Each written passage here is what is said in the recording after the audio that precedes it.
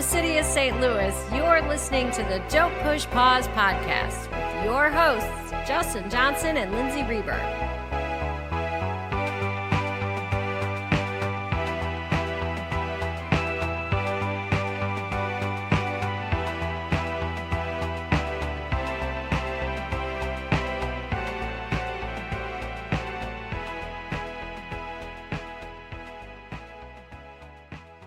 Welcome to the podcast.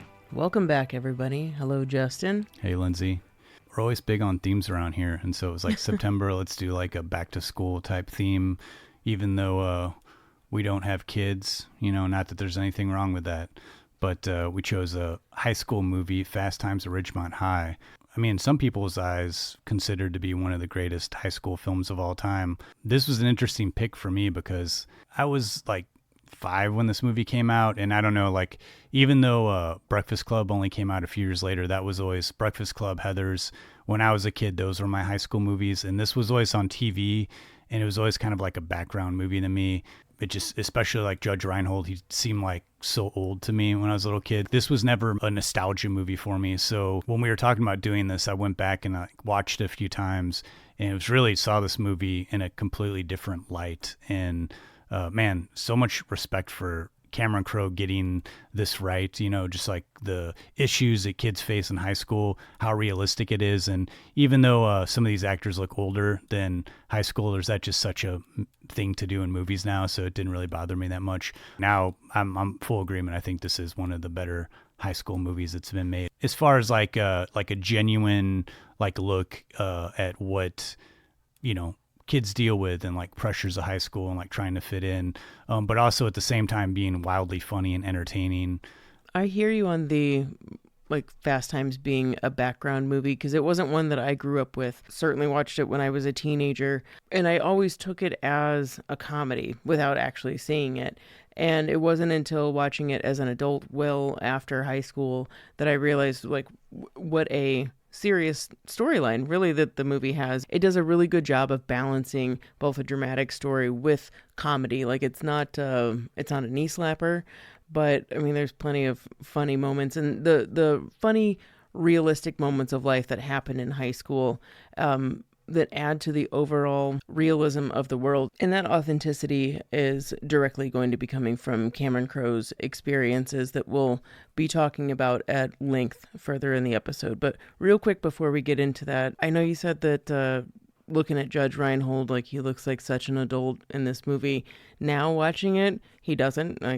He's totally a high schooler to me, even though he's easily in his early 20s. There's something about, I don't know if it's just the era of movies, or that in a way, I don't think that they've really changed in a lot of ways, that we're so normalized to seeing people older playing roles. But it balances out when Judge Reinhold is the guy that's going to be graduating soon, but then you have that juxtaposed with 15-year-old looking Jennifer Jason Leigh. It just kind of visually kind of balances it out and makes you believe a little bit more than he is still in high school. Yeah, and I remember too being a freshman, and some of these seniors, they look like they were in their 30s, just yeah, especially athletes, it's like driving cars and having mustaches, and I still felt like I was 12 years old. Yeah, where'd you get that chest hair all of a sudden, kid? But we'll get into the making of this movie. We did do an episode on Cameron Crowe. We did Almost Famous, and so we did talk a lot about where Cameron Crowe got his start. So we'll touch on that again a little bit, but we'll probably lean more toward the making of Fast Times at Ridgemont High and talk more about Amy Heckerling.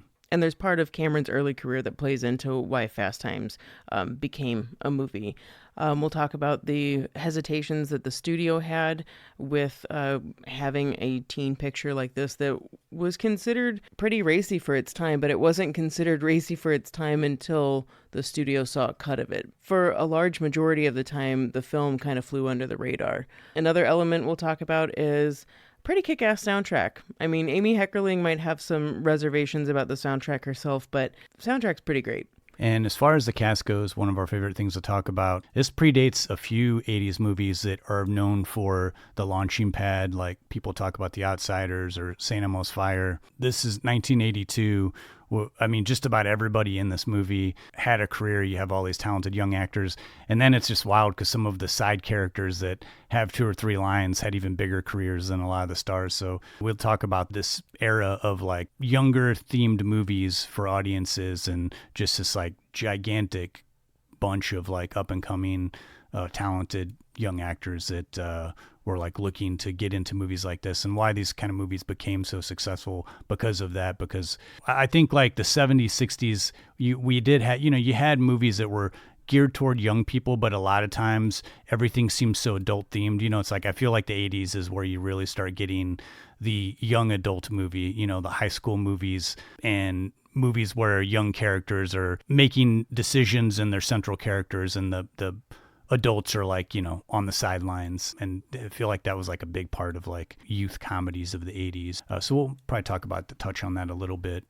And this represented kind of a new era of what a teen comedy would be. It was bringing up really uncomfortable truths, and having a teen comedy that was primarily led by a female like lead. Granted, it's like Judge Reinhold and Jennifer Jason Leigh, but this is Jennifer Jason Leigh's movie.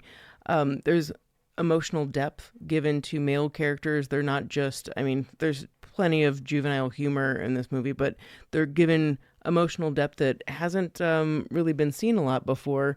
Let's just say Porky's, which was like one of the highest grossing movies before this as far as like teens go. There's just an empathetic treatment of teenagers in this, and I didn't grasp that when I first saw this movie. And so rewatching this over and over again, I would never think, and maybe it's because I'm like 42 now, but like there's a couple times like I get a little misty eyed. There's some moments that it like real like moments that hit you that are, then juxtaposed with something like Spicoli that's ridiculous and funny. I'm glad you bring that up. A lot of these characters are totally like one-note characters in so many movies where you really get like, depth. Judge Reinhold's character is not super popular, but he's not a big dork, but there's elements of those things within him. And that's sort of through some of the other characters. They're not necessarily like, this is the bully, this is the jock. There's a little bit of that with the Forrest Whitaker character, but like for the most part, the central characters, they have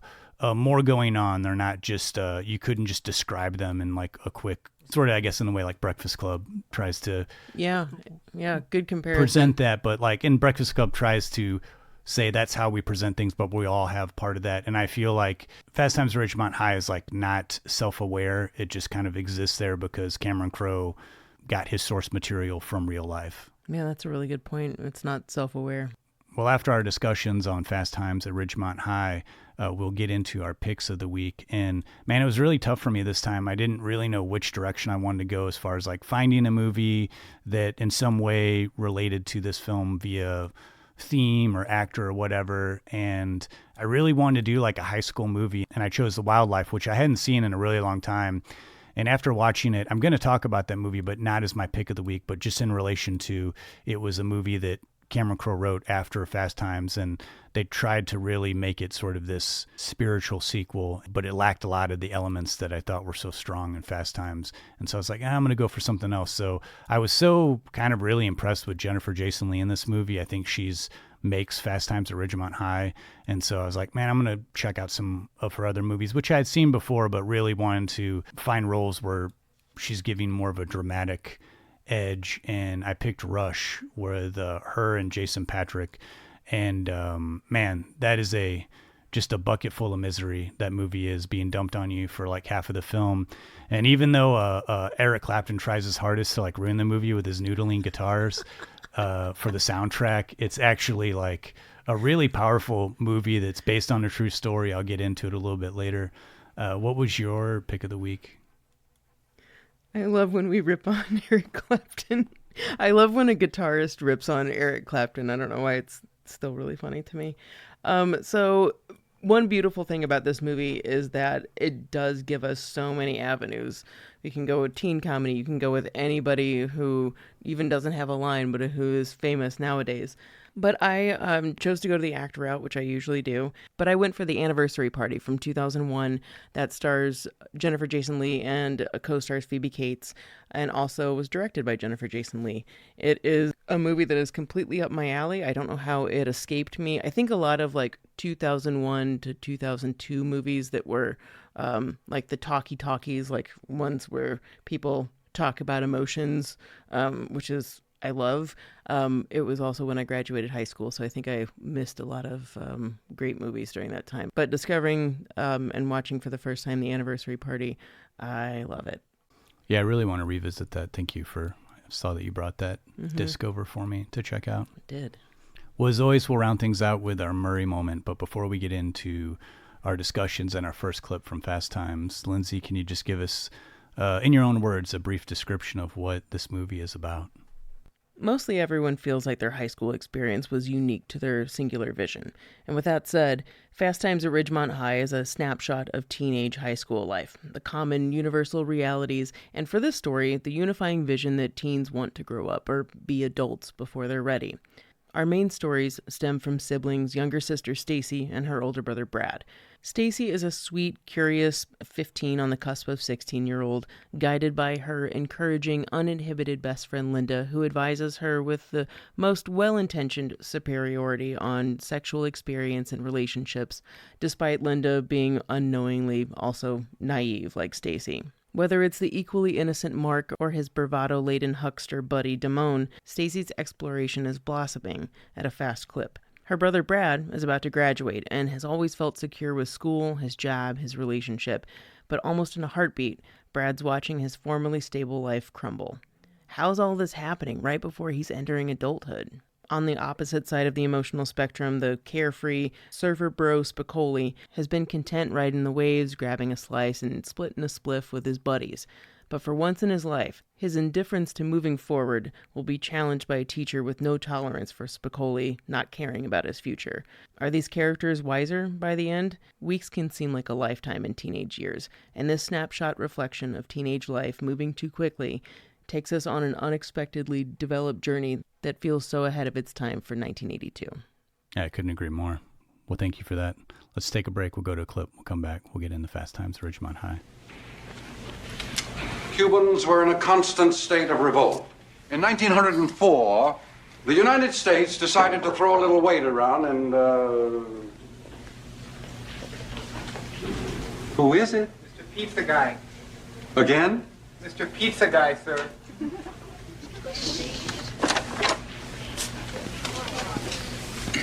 Order the double cheese and sausage. Right here, dude.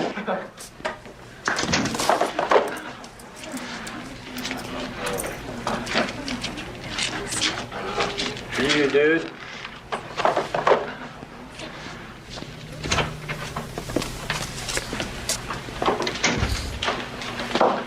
Am I hallucinating here? Just what in the hell do you think you're doing? Learned about Cuba, having some food. Mr. Spicoli, you're on dangerous ground here. You're causing a major disturbance on my time. I've been thinking about this, Mr. Han. If I'm here and you're here, doesn't that make it our time? Certainly there's nothing wrong with a little feast on our time. You're absolutely right, Mr. Spicoli. It is our time. Yours, mine, and everyone else's in this room. But it is my class. Hamilton, Brandt, Kornfeld, up front. Mr. Spicoli has been kind enough to bring us a snack. Be my guest. Help yourselves. Get a good one. So like I said in the beginning, we did do an episode on Almost Famous, which Cameron Crowe wrote and directed. If you haven't seen that movie or you didn't listen to that episode, I'll just briefly say, like, Almost Famous is Cameron Crowe's sort of like self-biography of his time as a young journalist writing for Rolling Stone magazine, on the road covering bands in the 70s. Fantastic movie. If you haven't seen it, I think it's Cameron Crowe's best film. Pretty true to life. I think he was like 15, 16 when he was writing. People caught on quick that he was a talented young writer and was able to latch on to the voice of what young people were thinking because he was of that age, but also was really good at reflecting on that and putting pen to paper, also having it be something enticing and interesting to read. And so that's how he got his start, like as a Rolling Stone journalist and as a writer, kind of built his name there before he segued into becoming a screenwriter and then eventually a director with his debut film, Say Anything. Between basically 73 to 76 was when he was, I can't even believe it, but like as a teenager working for Rolling Stone. And that's prolific. And his writing was interesting. And also, he was getting the stories that were behind the scenes. And coming from a young mind who's maybe a little bit more advanced than others his age, he knew how to get the story and knew what people were interested in. So after 76, he started kind of freelancing until about 81, which is where Fast Times begins brewing. So from 77 to 81, freelancing for Rolling Stone, and he started to get this idea for writing a book, and that stemmed from an article he wrote for Rolling Stone called How I Learned About Sex. This article was one of his more like personal stories, and thought, okay, this is a vein that I can go into. I've been freelancing, I've been writing, I have this experience, and I can probably write a book. Simon & Schuster, book company, gave him a contract to go undercover, which blows my mind, to go undercover at Ridgemont High as Dave Cameron, interviewing and observing a particular class. His story would be like not focus on him, like putting himself in the story, but it would be everybody else's and focus on the kids, not really parents or adults. The teachers would be involved, but looking at just basically this world and kind of bringing the truth out. What kids spoke like, what they were actually interested in, what they were doing. And having this objectivity was something that Crowe was always really good at putting into his stories. I wonder if, I never looked into this, but there was that Drew Barrymore movie, Never Been Kissed, where it's pretty much identical to the situation where she's a journalist going into a high school and like undercover to get a story. I wonder if they borrowed this from Cameron Crowe's experience. Yeah, I can't believe I didn't think of that. But yeah, I wonder if there was somebody in there it's linked. So during this period, Cameron Crowe is still writing, and he bumps into Art Linson on the set of American Hot Wax.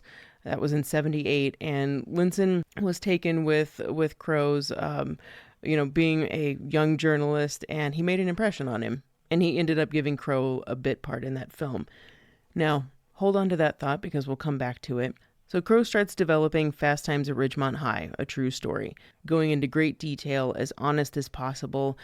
He didn't have a recording device on him, but he would be able to transcribe exact conversations. So imagine him sitting in a bathroom stall writing all of this stuff down. He would interview and talk to other kids that he was going to school with. Now, not giving himself away as a journalist, but gathering all of this information and vernacular and just knowing how kids spoke. He decided to focus on 6 main people, and all of the characters in Fast Times are based on real people.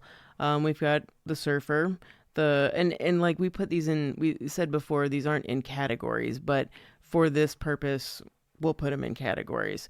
These characters certainly are much more developed because Cameron had access to these kids' lives.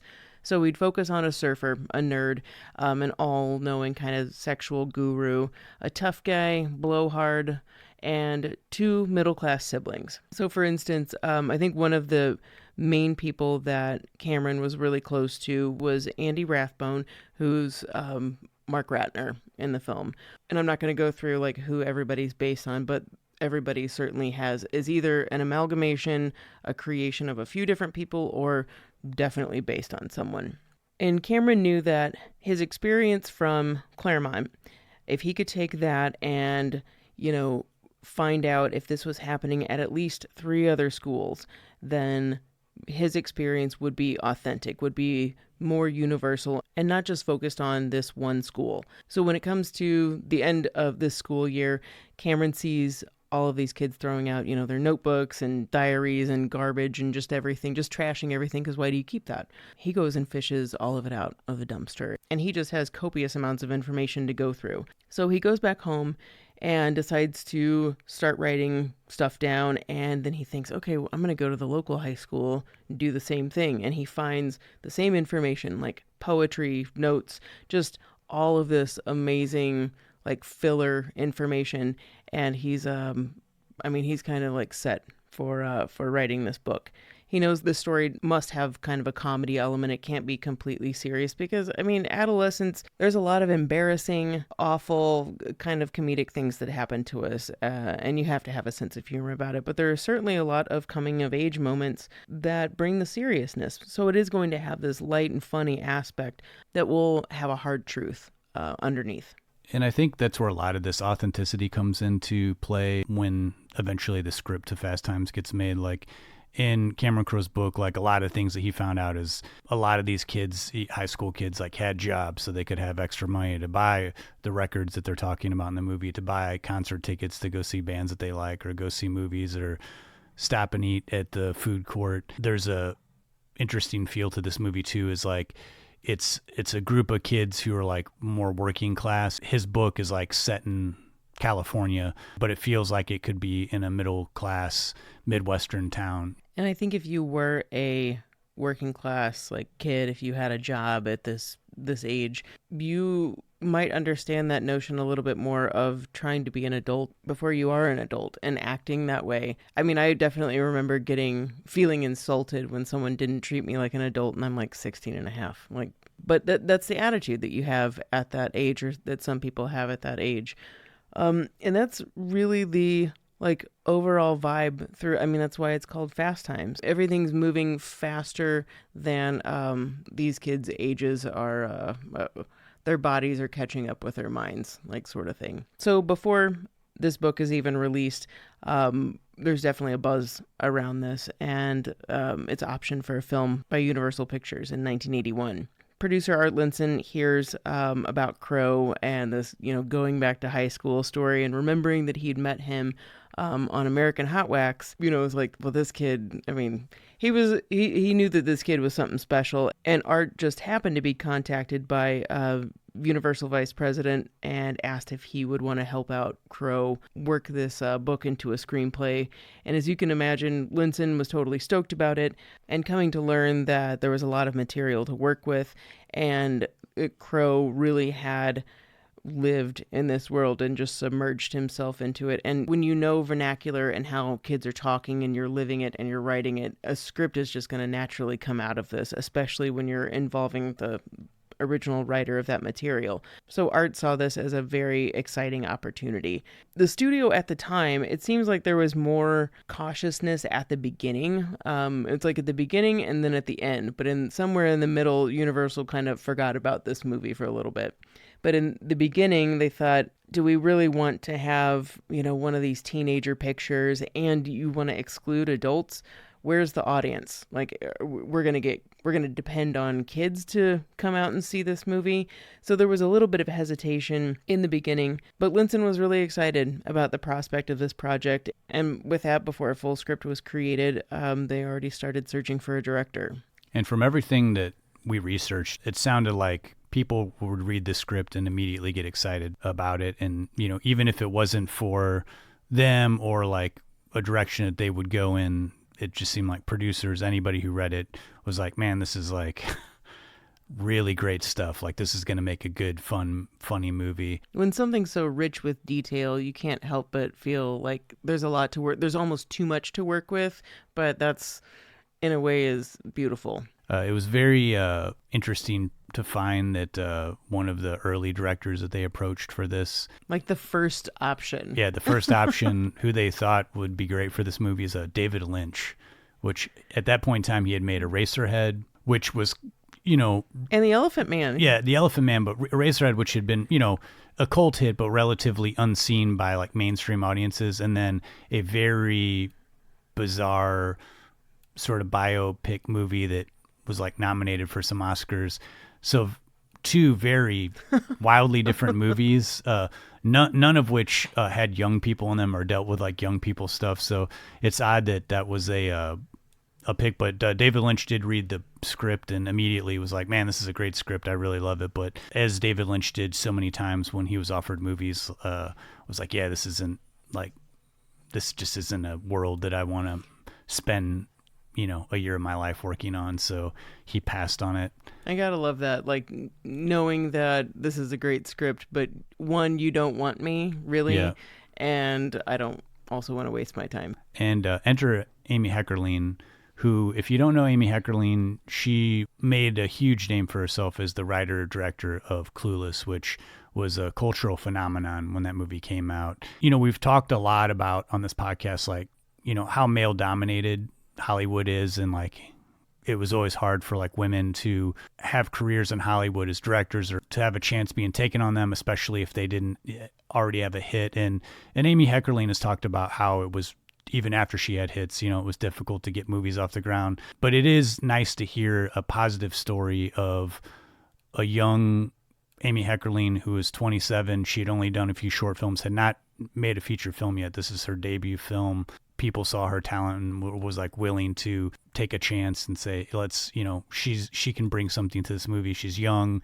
She is not that far removed from how old the kids are in this movie, and has a raw enthusiasm, and talent for filmmaking. And had already created somewhat of a buzz with her AFI thesis project called Getting It Over With, which was about a 19-year-old girl trying to lose her virginity before her next birthday. So since this was, people were kind of talking about this, it was nominated for an Oscar for Best Short Film. So people have been talking about her, and you hear that description. This is happening kind of around the same, early 80s time. Yeah, Art Linson seeks her out and introduces her to the script. She immediately loves it and meets with Universal. Universal's not exactly stoked about, it's probably they don't want a female director, but they also don't want to have a first-time director and a first-time screenwriter put that together, but did see her film and writing. A very good humorist. She could deal with the subject of sexuality with ease, and it wasn't a hindrance or something that she felt inhibited about, and just had a really great sense of humor. But knowing that she could write from a kid's perspective, was able to communicate a story with heart and truth, she seemed like a really good option for a project like this. And, we'll get into it further, the making of Fast Times, but just to give a little glimpse into the movie that this is with Amy Heckerling as the director. In an interview, she was saying during the sequence where Jennifer Jason Leigh and Phoebe Cates they have the carrots and they're talking about giving blowjobs. She said that when they were approaching that scene to shoot it, she shot it in a very basic way, because it was about them having this discussion that's in relation to the characters themselves, and like how they view it. And the producers immediately were like, oh, you need to make the scene more sexy, like do close-ups of the character, of the carrots going in and out of their mouths, and like have like red lipstick on their lips and cheek. It was like, that's a male approach to that scene. And you can see if that influence was directed that way, it would be a different movie. And I don't think you would get the true depth and heart of the movie, which is a Jennifer Jason Leigh character and like her struggle of dealing with her, having sex and like getting pregnant and having an abortion, which really is, there's a lot of humor in this movie, but at the center of it, that's like, I think what really holds the movie all together and what gives it its true heart. And like just that one simple scene, how different that would be if you had put a different director in the director's chair. And her influence on this, even though she wasn't the writer, you can see that decisions were made by her that made the movie much more affecting. And I think a better film instead of your generic broed out teenage sex movie. The other big plus with Amy Heckerling is that Cameron Crowe was still very much involved as the movie was developing, and he immediately hit it off with Amy Heckerling, and they both almost instantaneously started thinking of ideas of how to, transfer the script, the novel, into a motion picture, and how to lend enough time to each of the characters to give them the right feel so that it didn't feel like you're sort of like sanding off the edges of all the characters and it becomes sort of this like generic story where you're just trying to set up jokes, like keeping the movie funny, but also keeping it as like a coming of age type high school movie that was more of how his book was. And there weren't any fundamental changes that rocked the foundation of the story. Everything pretty much remained the same. But with any book to script, you're going to have consolidating of characters and changing small aspects of the story in order to make the narrative flow better. Amy and Cameron would also throw in their own personal experiences and just small things, nothing that was too drastic. I liked learning that Heckerling wanted Cameron on set too, which doesn't always happen with a director and a writer, especially when they've kind of worked together on the script. But it just goes to show how well they worked together and that they were kind of constantly cracking each other up. It seems like every interview I've seen of them together, they still seem to have a really good rapport. I guess there was one kind of big change, and that was the addition of the mall.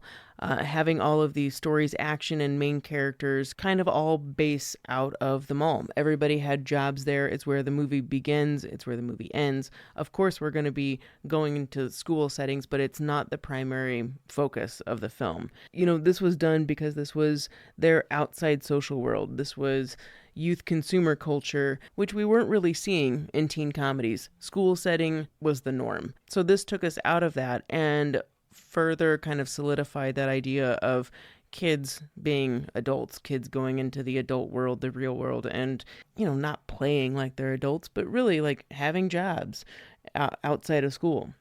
So with Amy and Cameron having a good relationship, ready to move forward with the script and ready to get started shooting, there was an inter-office memo with Universal Studios where someone sent it around saying that the script was immoral. Nobody wants to see something like this, and especially from a bunch of first-timers.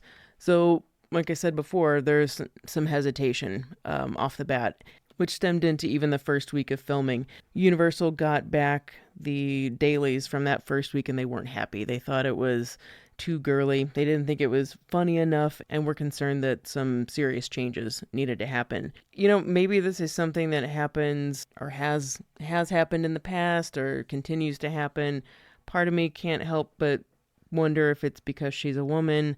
But Universal sent in director John Landis to report back kind of as a spy. Heckerling didn't know why he was there. I mean, fine. Sure, John Landis, he's a great personality, totally funny, but Amy Heckerling didn't know why he showed up. But, you're not going to turn away John Landis if he shows up to your set. Universal wanted to know, was this movie too serious? Can we even make it into a teen comedy? And was Heckerling really doing a good job, is what it came down to. And after being there just a little while, Landis went back and was like, yeah, you guys don't need to worry about anything. She's got this completely under control. She and Cameron got this. That's what I think is the reason that Universal was like, okay, after this first week, we'll let him roll with it. Heckerling didn't know until many years later that this was why John was sent to the set. I mean, I'd be happy that, he said that, but man, that would make me feel a little like, damn, they didn't have any confidence in me. It is pretty wild. In some ways, though, it feels a little better than other movies that we've covered where it's just like a side or line producer like breathing down their neck and like making them basically just like reporting to the studio nightly. Just like they just sent a guy who is a director himself. So if anything, he's going to identify with the struggle that Amy Heckerling had in front of her. So his perspective was probably going to be more sympathetic toward her.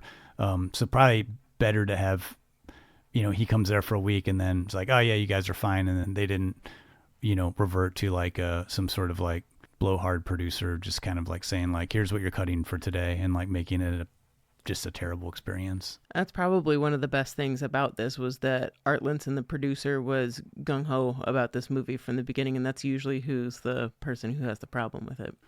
Well, let's stop here and take a break. When we come back, we'll talk about this up-and-coming cast that was in Fast Times at Ridgemont High. We'll get into their characters And then we'll also talk about the release and reception and the longevity that this film has had. I hope this is important, you know, because I could be blowing a big deal. Mike, I just want you to know that I'm pregnant.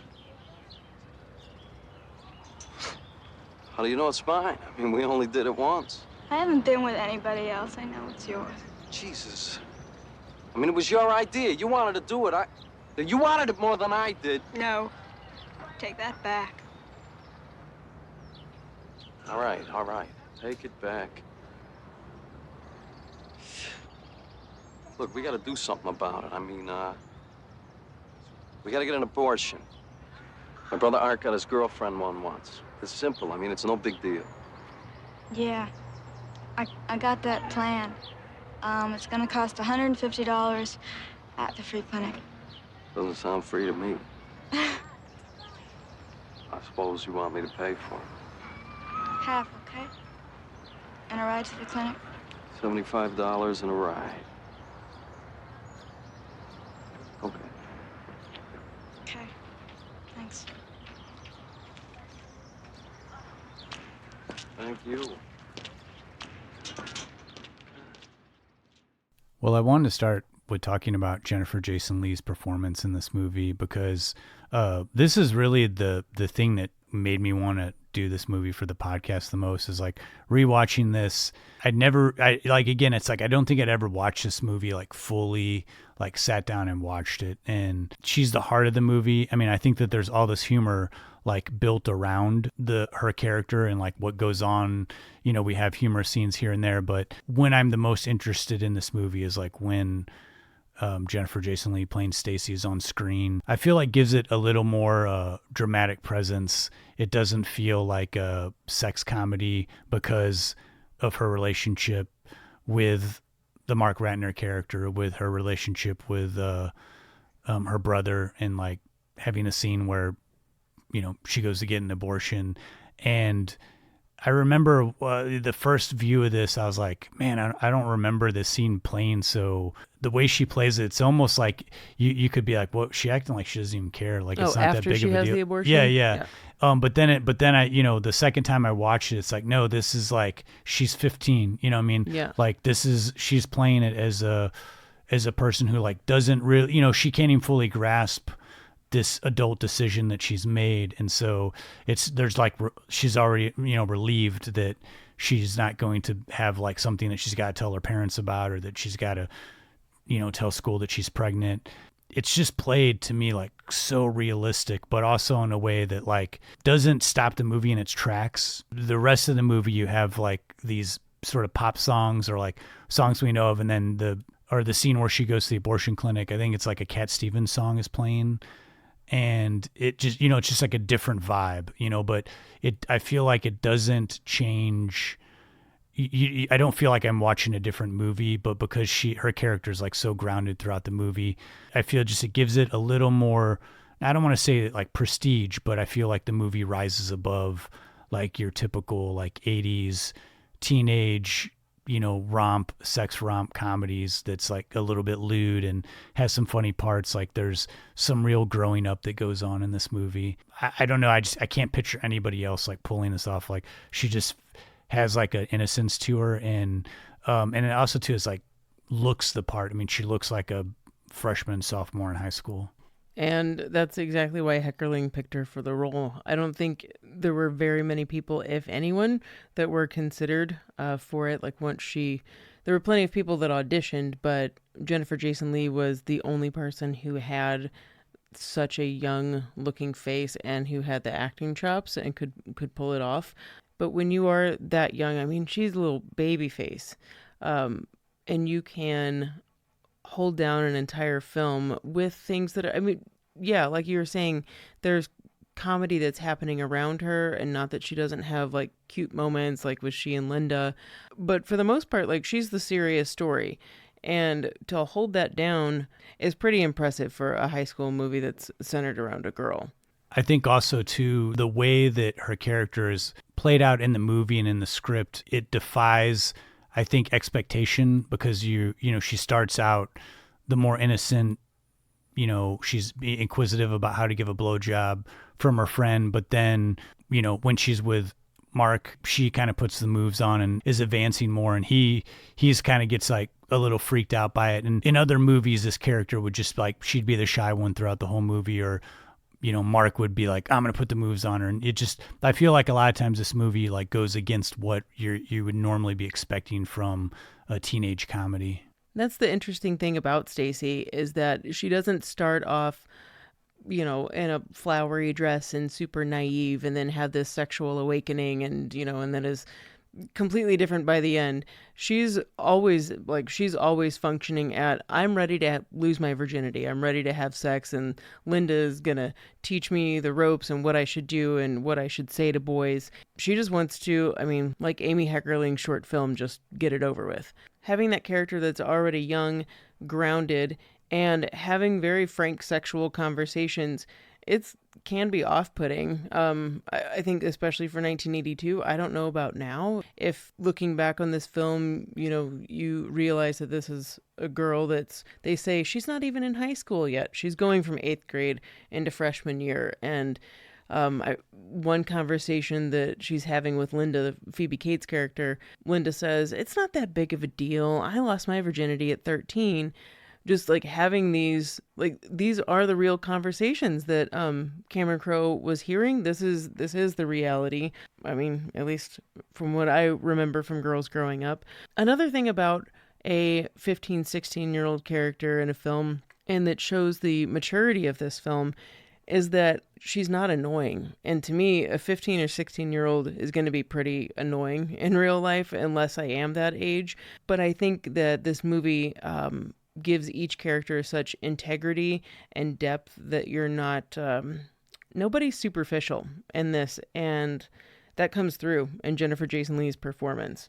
I think, too, another maturity level that the film handles is there's not really a lot of discussion about family in this movie, and there's not, you know, it's not a central theme, but, you know, you do see like a household where you have, you know, her and her brother are only 2 years apart, but they're miles apart because that age of, you know, he's a senior, he's got other stuff on his mind, he's working, and, you know, she's just starting a job, she's just starting to learn about the things that he's already knows about, but yet they have that sibling rivalry of like, you know, we exist in a household, but we're not friends, we're not hanging out. But then him going to reach out and help her and give her a ride home, and like, you know, almost feeling like bad, like as if she couldn't come to him. You know, they have a really nice moment, and it doesn't feel forced whatsoever, which it in a lot of ways I feel like it should feel forced in this movie, because it's the only real like dramatic turn the movie takes. And just the performances between her and Judge Reinhold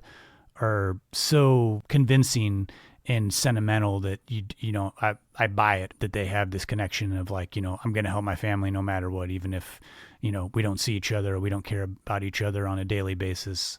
In a typical movie world, you're going to expect the older brother character to be the one that flies off the handle. Like, who's this guy that impregnated you? I'm going to kick his ass. But I love that we don't have that. And Brad's not mad at her. He doesn't judge her. He's asks who it was, and she doesn't want to tell him. And he's like, that's okay. You don't have to tell me.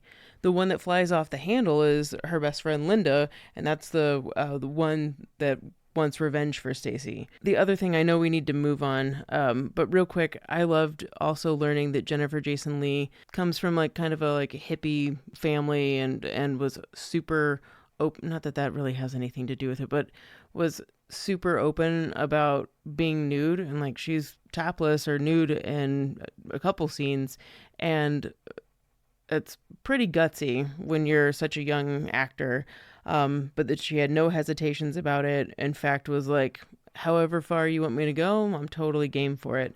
She also, once she got this role, went back through and was like reading all of her high school diaries and getting back in that mindset. And even for a couple of weeks, took a job at Perry's Pizza that we see in the movie. That's where she works. So that shows some real dedication, I think, on her part. Yeah.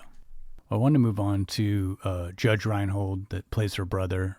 I know I said at the top of the episode, you know, it's like, yeah, I always like thought, he looks so old for this movie. I still kind of think that, but I feel like the way he plays He's also 8 feet tall. Yeah, he's so much taller naturally. than everybody. But the way he plays his character, I knew people like that growing up. It's like that guy that was very positive, but was like very driven, and not necessarily like in like school studies, but like, you know, in like a way of like, yeah, I need to be somebody, I need to make some money. I want to have like a car. Had like goals that he would talk about and that they were going to achieve, but was also that weren't imposed on him. They like, he wanted to do it. And somebody that's like totally affable, you know, you're like, yeah, you know, if I was going to the movies with a group of people, like this guy would be along, and you would never have like a real heart to heart type moment with him, but you wouldn't be annoyed by him, you know, and you'd almost be like impressed, like, yeah, man, I mean, this guy saved up and he like got a nice car and I got a piece of crap, but this guy worked like an extra, he did the math and he worked an extra 5 hours at the end of every week, and in a year and a half, he was able to get this nice car, whereas like, you know, I didn't want to put in that time. And someone that like just has like a drive that you don't know where it's coming from, and it's never really explained, you know, he just sort of is like, he's like a character that just has that built in. But I also do like on the flip side of that is that we do see him get rattled, you know, and there is this sort of a comedic sort of spiral that his character takes, you know, it's just like,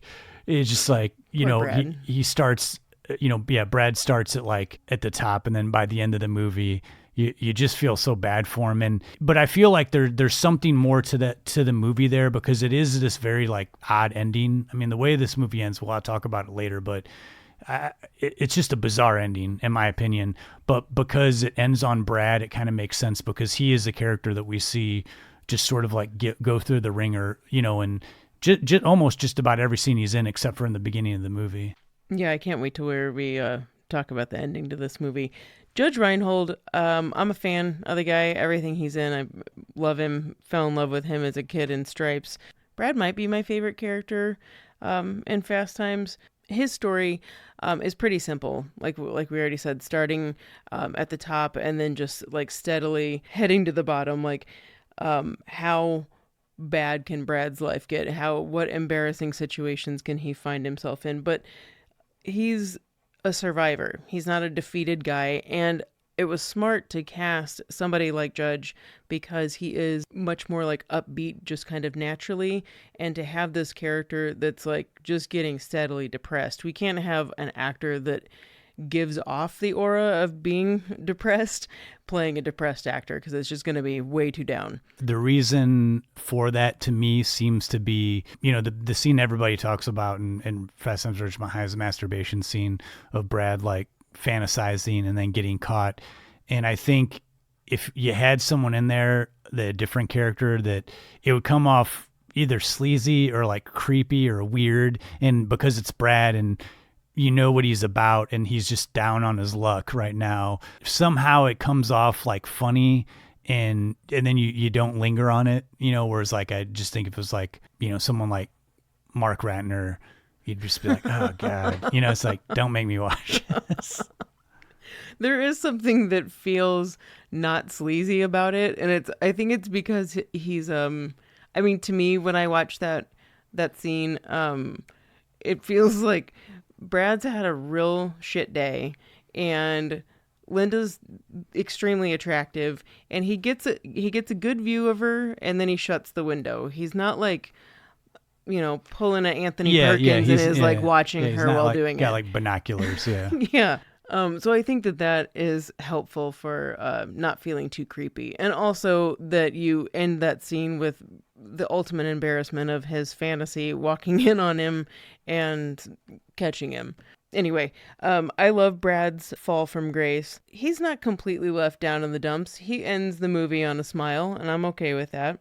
The backstory with Judge getting cast for this, though, he wasn't the number one choice. There were definitely a few actors that were up for this role, but he was the boyfriend of Heckerling's assistant, and Judge and Heckerling lived in the same apartment building, so they were already familiar with each other, and he seemed to just kind of fit the part. Like, Judge would be like the perfect Brad for this, but they were nervous about going to Art Linson and being like, hey, why don't you try to cast my friend here? I mean, he had been, like I said, in Stripes before, which was a solid supporting role, but they pretended to Art Linson that they didn't know him when he went to audition. But it did end up working out, even though Linson said, I think during his first audition, how old is this guy? He looks like Ed Asner, which hopefully someone out there gets that reference. But it ended up working out. I mean, there were other people that were up for this, but you're not going to get that upbeat style for a character that's down in the dumps like you would with Judge Reinhold. I recently have just watched all of the Beverly Hills Cop movies because Axel F was just on Netflix. Yeah. And Judge Reinhold makes a small appearance in that. He's not in it for very long. But, we covered Beverly Hills Cop on this podcast. And I don't think that any movies utilized like Judge Reinhold's like positive and humorous nature as Billy in the Beverly Hills Cop series. He's just that level of like excitement that he can garner, is just like, it's just like this innocent enthusiasm that's sort of childlike in nature, but at the same time you want to make sure like he doesn't have a bad day. And that's why I feel like you feel bad for Brad. He just, you want to comfort him by the end of this movie. And but at the same time you're like, you know what, you like to see him somewhat be triumphant at the end of the movie, whether even if that means all he did was just stop a guy from robbing him. The original ending, and tell me how you feel about this, with Brad wasn't, I can't remember if the robbery is in it or not, but the final scene that we see with Brad is him at the dancing with Linda. That's kind of implied that maybe there's a romance budding there. I kind of like that, but in some ways I'm glad it didn't happen, but I like to think that maybe Linda gave Brad a chance, even though he's totally not cool enough for Linda. See, that to me, and I mean, we can talk about the ending now if we want, just to pause on the cast, but like, to me, that's an ending, Yes. like what the ending of this movie feels like is that you would have that dance sequence ending, and then, the music would fade up. You would start seeing the cast of characters. And then once you got through who played the cast, they would cut into the scene of Brad and, the robbery taking place at his new place of employment. And it would just be this like, almost like a funny epilogue. It's the only part of the movie that I know this movie feels very loose. It's very reminiscent of like American Graffiti. And I know that was like an influence on this film. And I think it works throughout the whole movie, but the ending to me, always when I get to the ending, I'm like, it feels like a regular scene. It doesn't feel like an ender. So like when it comes on, I'm like, oh yeah, that's right. This is the end. This is the final scene of the movie. And it never feels quite like it finished. It was like, we were just like abandoning everybody. And for whatever reason, we're going to end on Brad at a new job. It just feels very random.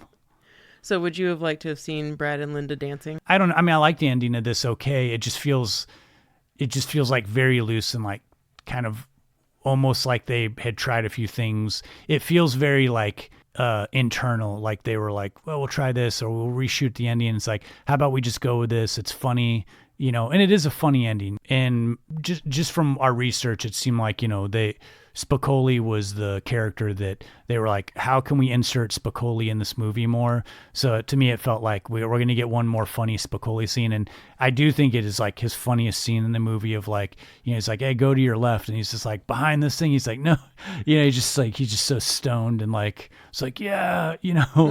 And because, Brad and Spicoli have had this sort of back and forth throughout the entire movie, it was like, okay, it's a good way to end. So I don't know, maybe I'm talking myself into this being a better ending than I thought it is. I like the gas station sequence. As far as it being the end of the movie, I also forget that is it. But in another way, it kind of wraps up in the same way that it opens, with the mall, everybody heading to the mall in the opening, and it's like crowded and like festive music. The Go-Go's are going, and the movie does close on the mall closing with people walking out, people that are working there walking out and closing, and there's an arcade game that says the end. It does have an ending, but it feels like it opened in the same loose way and it ends in the same loose way. And I guess technically you are getting the tags of the characters and like what happened with them. Yeah. So it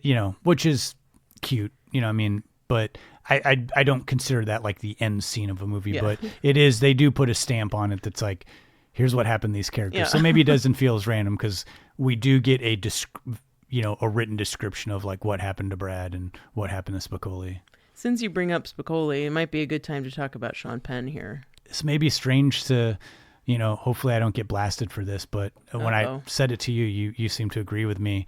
Spicoli is really not the clincher for me for this movie. Like, and he seems to be the most quoted. And again, this isn't a movie that I feel like I really grew up on. And by the time I saw parts of this movie, I feel like people had copied the Spicoli character and like, I think the copies of that version are what I grew up on, so it's like the Bill and Ted version of, seeing stoner movies. And so to me, his character seems kind of cartoony, and I like Sean Penn. I think he's a great actor. And because he's done so many dramatic roles and very like menacing roles, it's funny to see him playing such a light, goofy character. Cause I feel like he just was like, I'm never doing that again in my career. And I feel like this is the only character he plays that's like even remotely lighthearted in any way. On further watches of this movie, after I got past my initial like, hey, we're going to do this for the podcast, and watching his character, you do get a sense of like, he's not an idiot. I mean, he makes decisions and he says certain things that aren't totally ridiculous. It's not like a throwaway character. And he seems to have tapped into this idea of like, I'm not taking life so serious. What I need to do is like catch some waves, enjoy life, take it easy, and not and really I think that's why his character, we have all these different back and forth with him and Brad, and why maybe the ending does make more sense because he is like the total antithesis of Brad. He's like not thinking about the future really. He's just like thinking about right now and like, how can I enjoy the day? We see Brad deal with confrontation, and we see Spicoli deal with confrontation. Spicoli with Mr. Hand, Brad with the customer with the undercooked meal. And you see them both actually kind of handle their situation by getting angry, so it's like, I feel like there's times where we see these characters are a little bit alike, and maybe maybe there's something there. Maybe there's like this sort of like thread that's woven throughout the movie of like, these are the two sides of like a character. Like, Spicoli needs to like rein it in a little bit, and Brad needs to like ease up a little bit, and we keep seeing them interact throughout the movie. Spicoli is not a stoner joke, which I really appreciate. He could have been just a throwaway joke, the character that makes this your run-of-the-mill teen comedy. But the thing that's great about him is that he's a little bit further developed. Like you said, he's not an idiot. Sean Penn might have perfected that surfer speak lingo phrases, the affectations to his voice, and like really embodied this character, who actually was based on a real guy that Cameron Crowe was hanging out with. But he's not made into a joke. He does have a character arc. We see that maybe he is going to think a little bit harder about life, or at least try to still get through life, have the most fun, but recognizes that I think that scene with Brad in the gas station it's like the one time that his eyes are actually open because he's so surprised. But that was a moment where that's something that Spicoli has not encountered before. Like you, his character was not the draw for me. And I think that's one of the other things is the cover of this movie is Spicoli, like surrounded by girls. And aside from a dream sequence that happens, it's not part of there's not surfing in this movie. And that's fine, but I think it was part of the marketing strategy of this movie to make it look like it's something that wasn't. Yeah. It's weird. I keep thinking now of all these parallels between him and Brad. Like, they're the only two that have these like fantasy sequences as well in the movie, which is odd.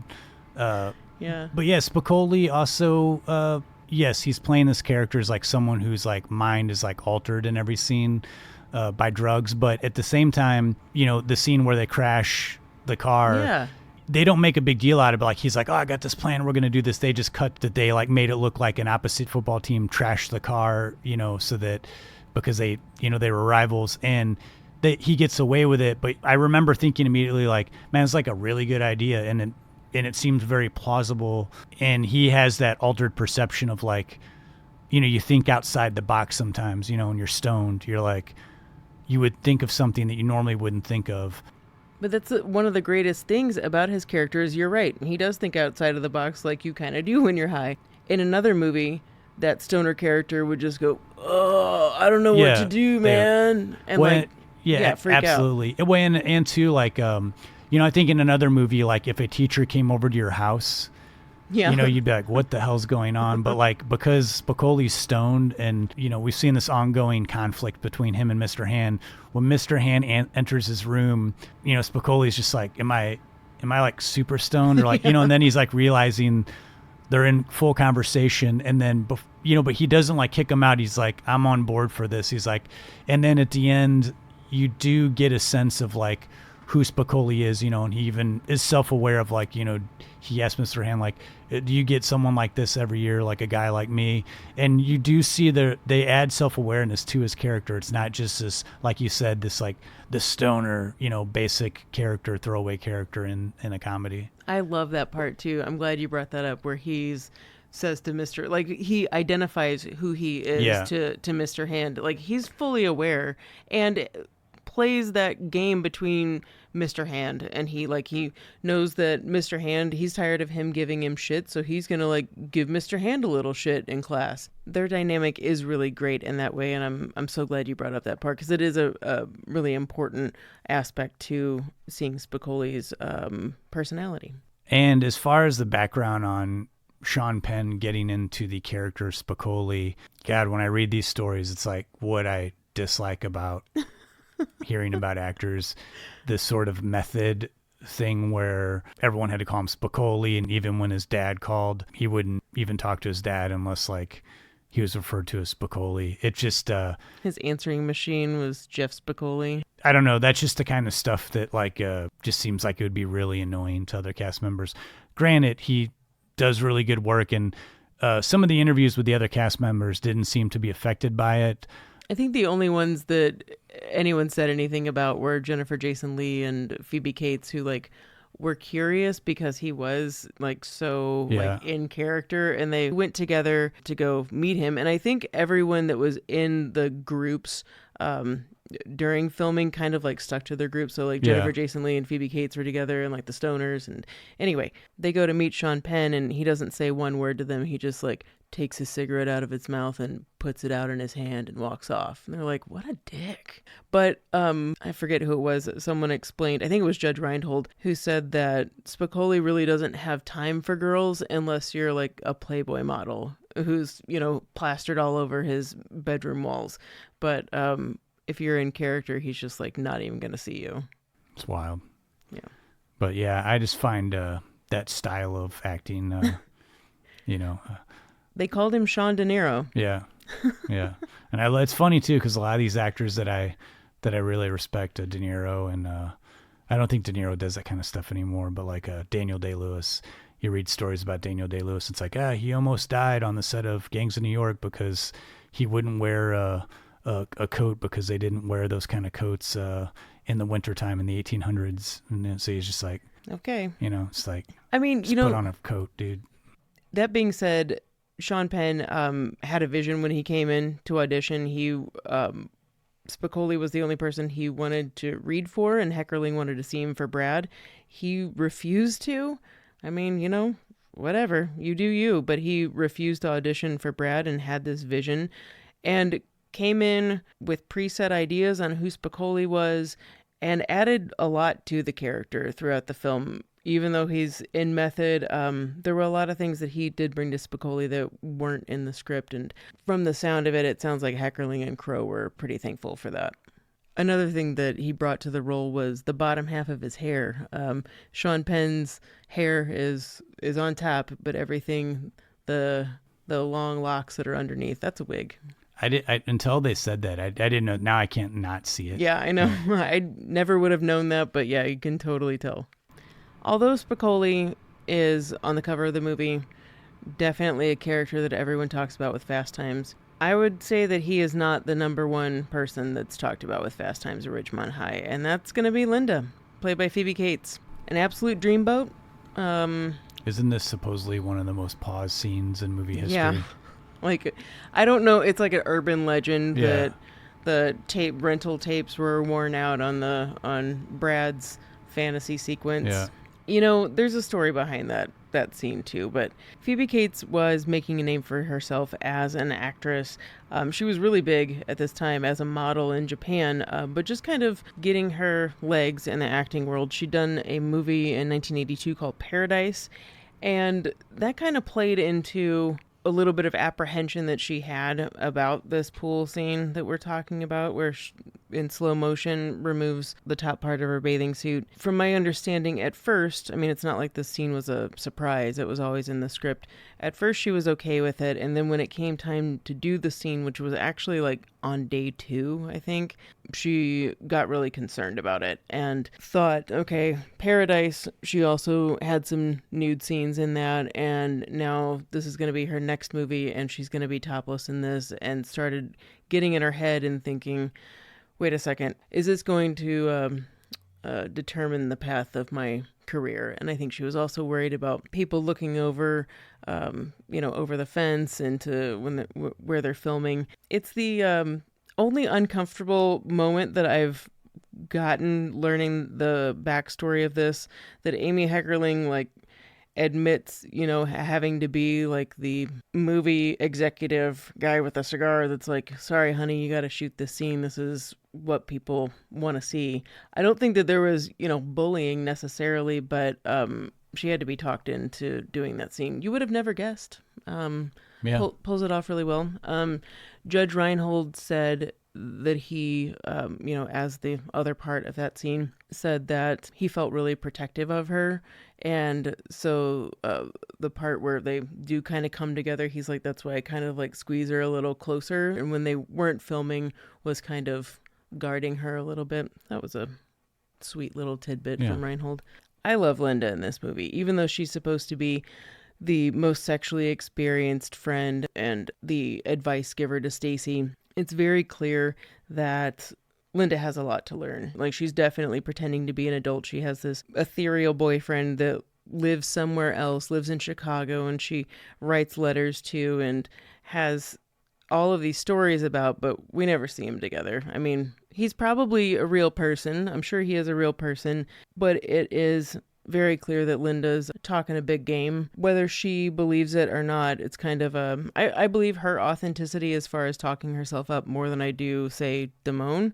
But I like that we have kind of a character arc for her at the end of the film where she's sending a breakup letter to this boyfriend, and it's Stacy this time that's consoling her and saying, you don't need this guy. You're so much better than this guy. He's not even here. And if he's not going to come to your graduation, he's not even worth it. By the end of that, Linda's grown a little bit. I think her character could have also been in another teen film, would have been a female character that would have been kind of thrown away. I don't feel like she is here. Well, I also feel in another movie, she would be a male character, because it's always the male character that's like the most sexually experienced and talking a big talk, and then you find out that he's, never had sex. And I feel like she's playing that character, in a role reversal type way. And the only problem with the Linda character, and it's kind of a bummer in this movie, is that I do feel like, and granted, there's so much going on in this movie, there, you can't focus on every character and give them equal amount of time, especially the way the story focuses more on Stacy. But I do feel like the last half of this movie, she kind of disappears a little bit. I mean, we see her a little bit, but it's kind of her story just kind of drops off. I don't think it affects the movie negatively in any way, but it just, she starts out as a prominent character, and then we just sort of not see her totally disappear, but gets pushed to the wayside.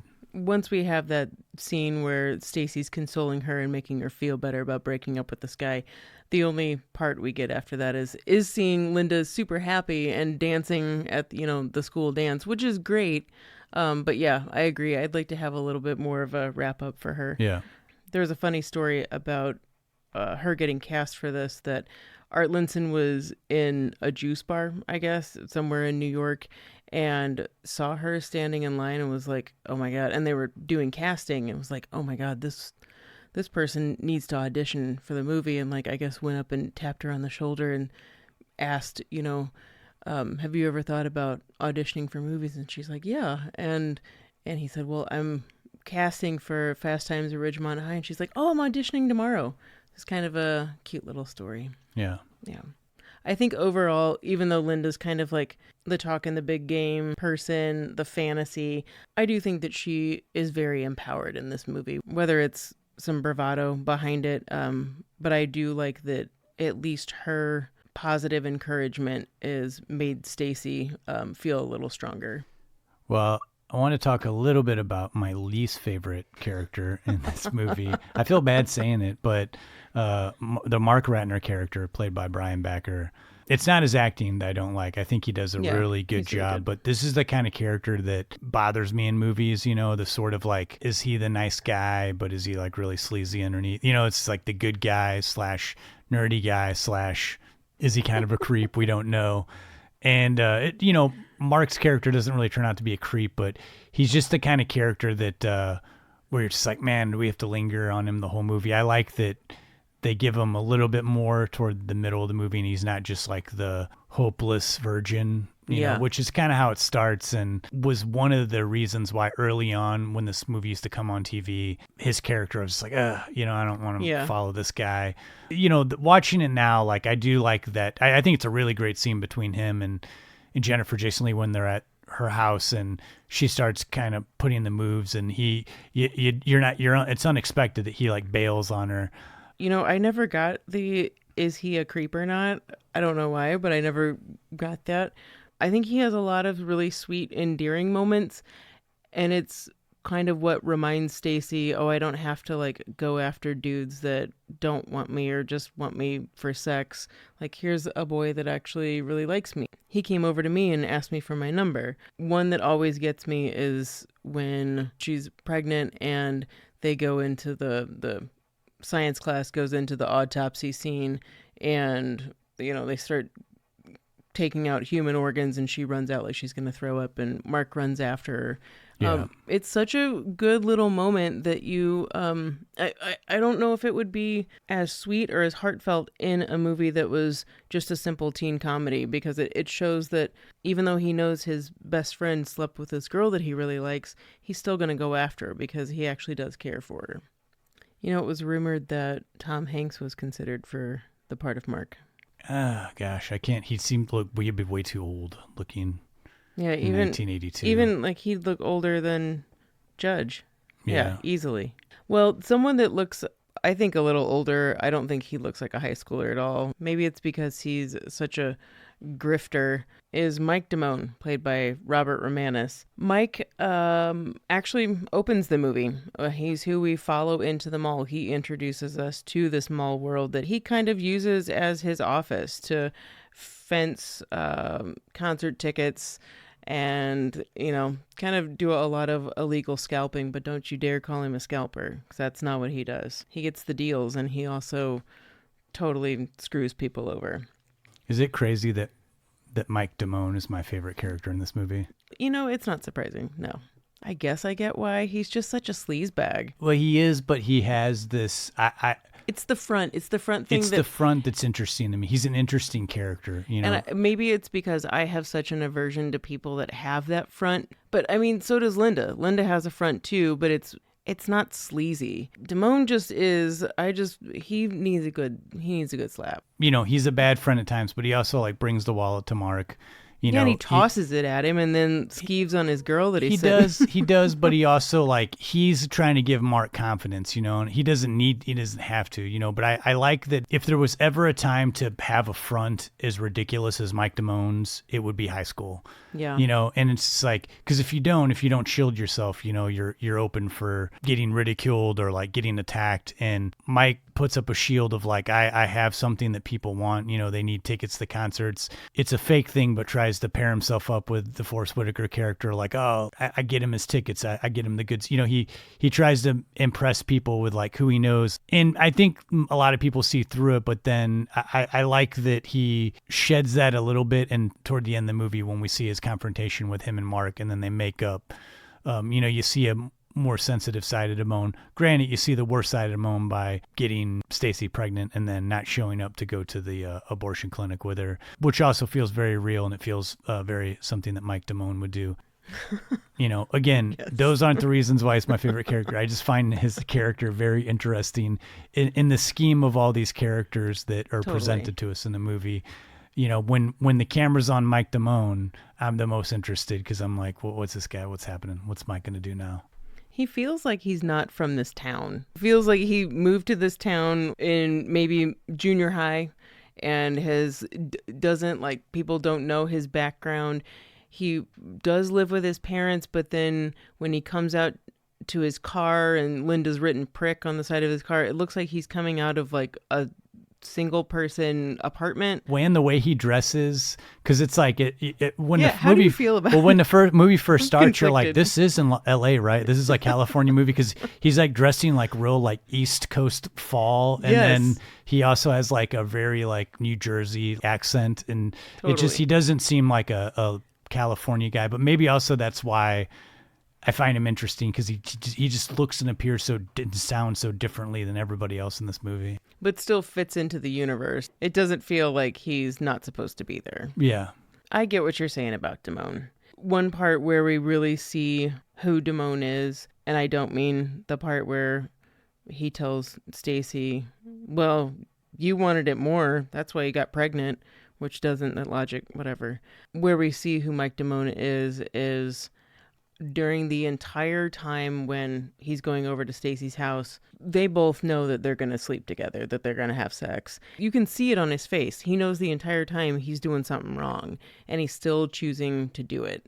He's still choosing to drink this iced tea that he never wanted the iced tea. It was a way into the house. He follows her to the pool house. You see his reservation, but he still chooses to do these actions and screw over his friend, and then is embarrassed by the outcome after he and Stacy have sex. That to me is the essence of the true Mike Damone that's behind the front.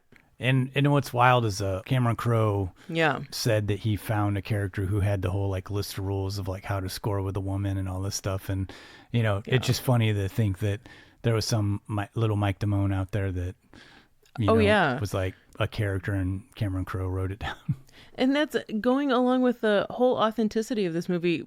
Either you know every one of these people in it, or you know at least one. I don't think I knew anyone quite like Mike Damone in high school, but I did know the guy. He wasn't selling tickets, but he was like, you know, would sell weed.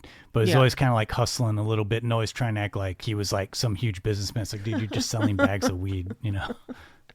And it's all seeds anyway. Yeah, but just like, you know, it's like, yeah, my distributor's coming in tonight, you know, so. Oh my God, really? Yeah.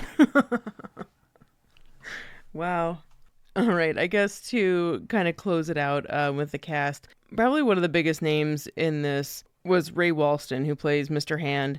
That is the one who challenges Spicoli, who thinks that everybody's on dope and just disgruntled and thinks that all these kids are idiots, and why is he even doing this? But still, you know, he's been a teacher his entire life and he's still choosing to do it. And, you know, I kind of got to give it to Mr. Hand a little bit, breaking probably some type of school ethics code. I don't know, going over to Spicoli's house, but he still goes beyond to prove a point and say, you wasted my time. Now I'm going to waste your time and I'm going to make you learn something. So, you know, Mr. Hand, he might hit you over the hands with a ruler, but he's all right. Well, and I also, too, like that, you know, I have to compare this to John Hughes movies a little bit because they're so close in, like, Breakfast Club and 16 Candles versus this is, like, that time period of high schoolers. And, you know, John Hughes, like, I think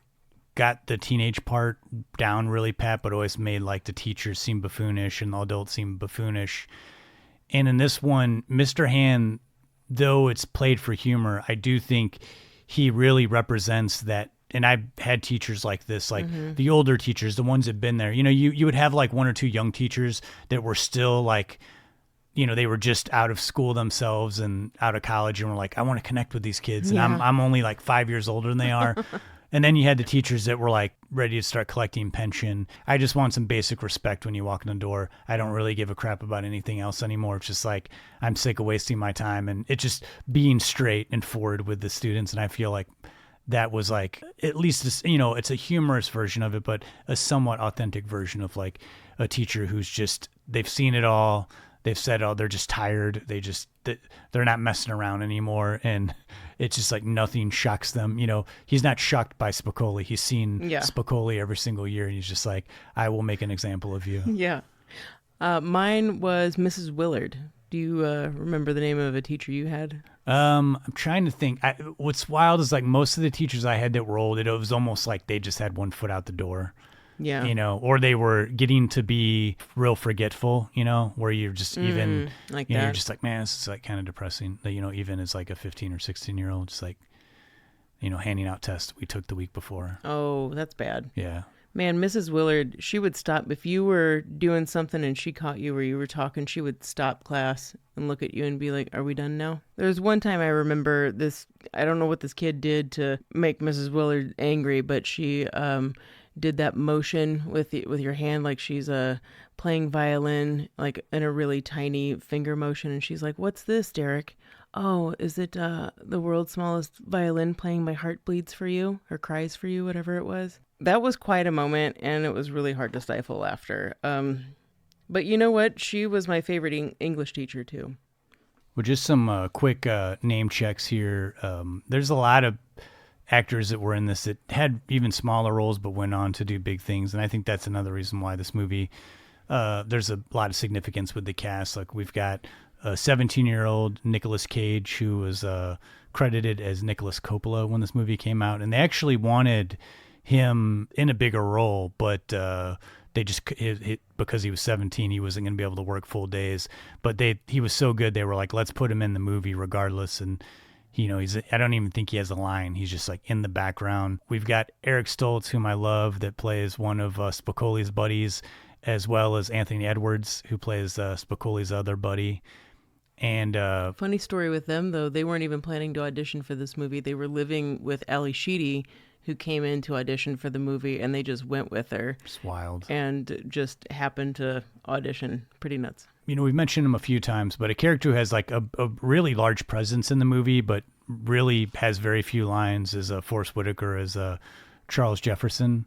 There was a really cute story that Amy Heckerling said where Forrest Whitaker was his first movie, you know, that he was auditioning for, and he got cast. And you know, he's a pretty imposing guy, and that's why they cast him for this role.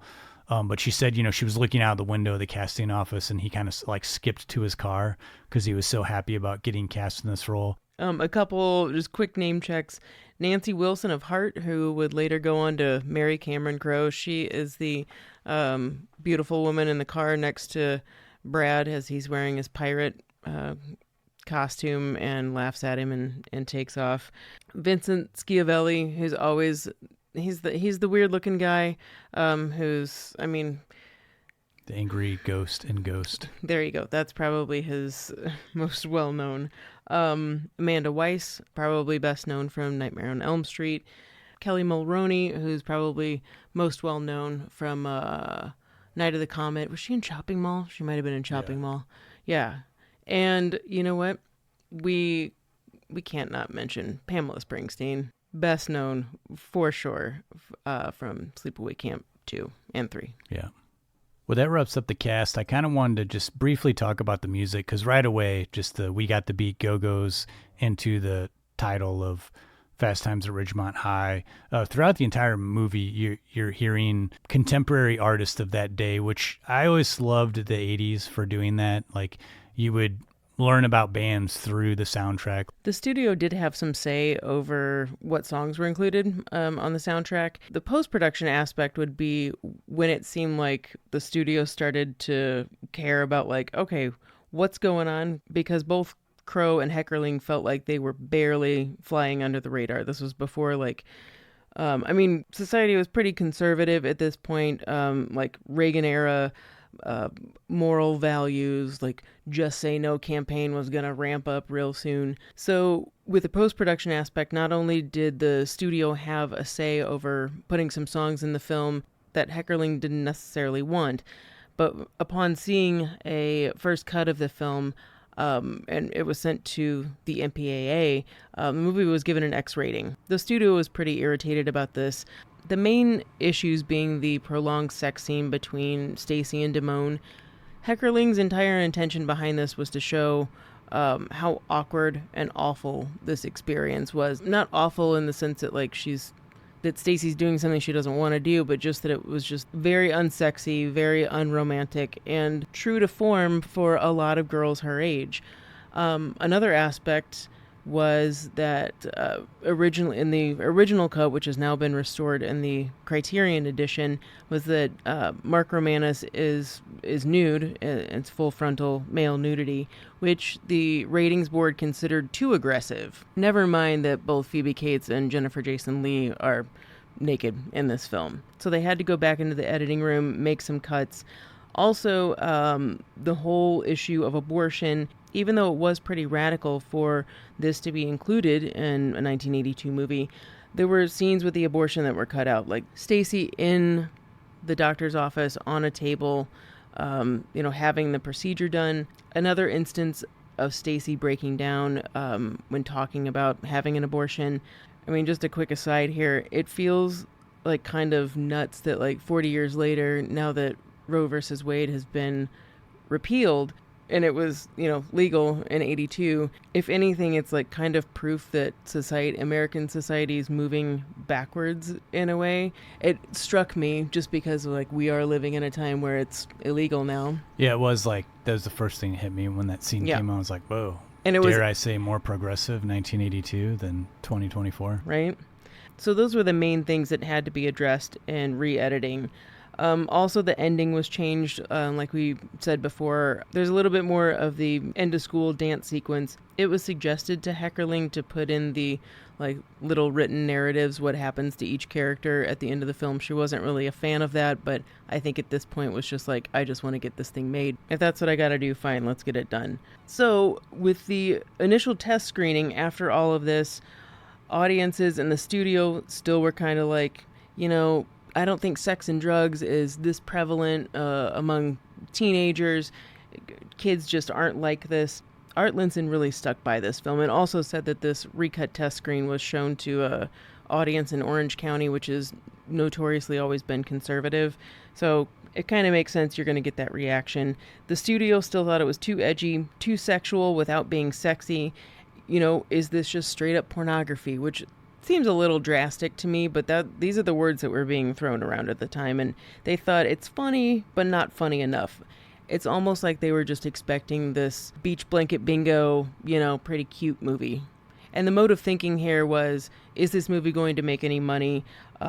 Is this going to threaten the prestige of Universal Studios? Our audience is just not going to see this. Is this just completely inappropriate? So with all of these reservations, there was a brief amount of time where they considered shelving the film entirely, which is astonishing to me that this movie would get shelved because it's inappropriate. But instead of shelving the entire film, they did a limited release of 200 theaters, I think. And the studio expected it to bomb, expecting, this Reagan-era backlash of censoring, and just really thought this wasn't going to go well. Heckerling and Linson thought the whole point of the movie is being missed, and it's like the controversial aspects of the film that people are having problems with is like the dialogue that they're trying to have with what's going on in society. Well, the studio wasn't correct. This movie didn't bomb. It did take a little while, but not too long, for word of mouth to start to happen, and this movie would eventually make, I think it was like $27 million on a $4 million budget. People were going to see the movie again, which was, especially at that time, that was a big deal. Because you had to wait much longer than the 4 to 6 month time that you wait for a movie to be in theaters to when you can watch it at home.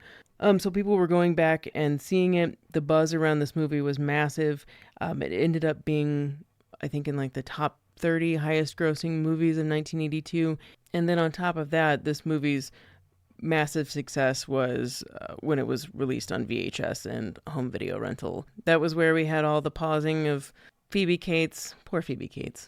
No wonder she retired from acting. Much, much later, 20 years later, she retired from acting. And because it always seems like we get a good response when you get the top 10 top grossing movies of whatever year. wild that it barely broke the top 30.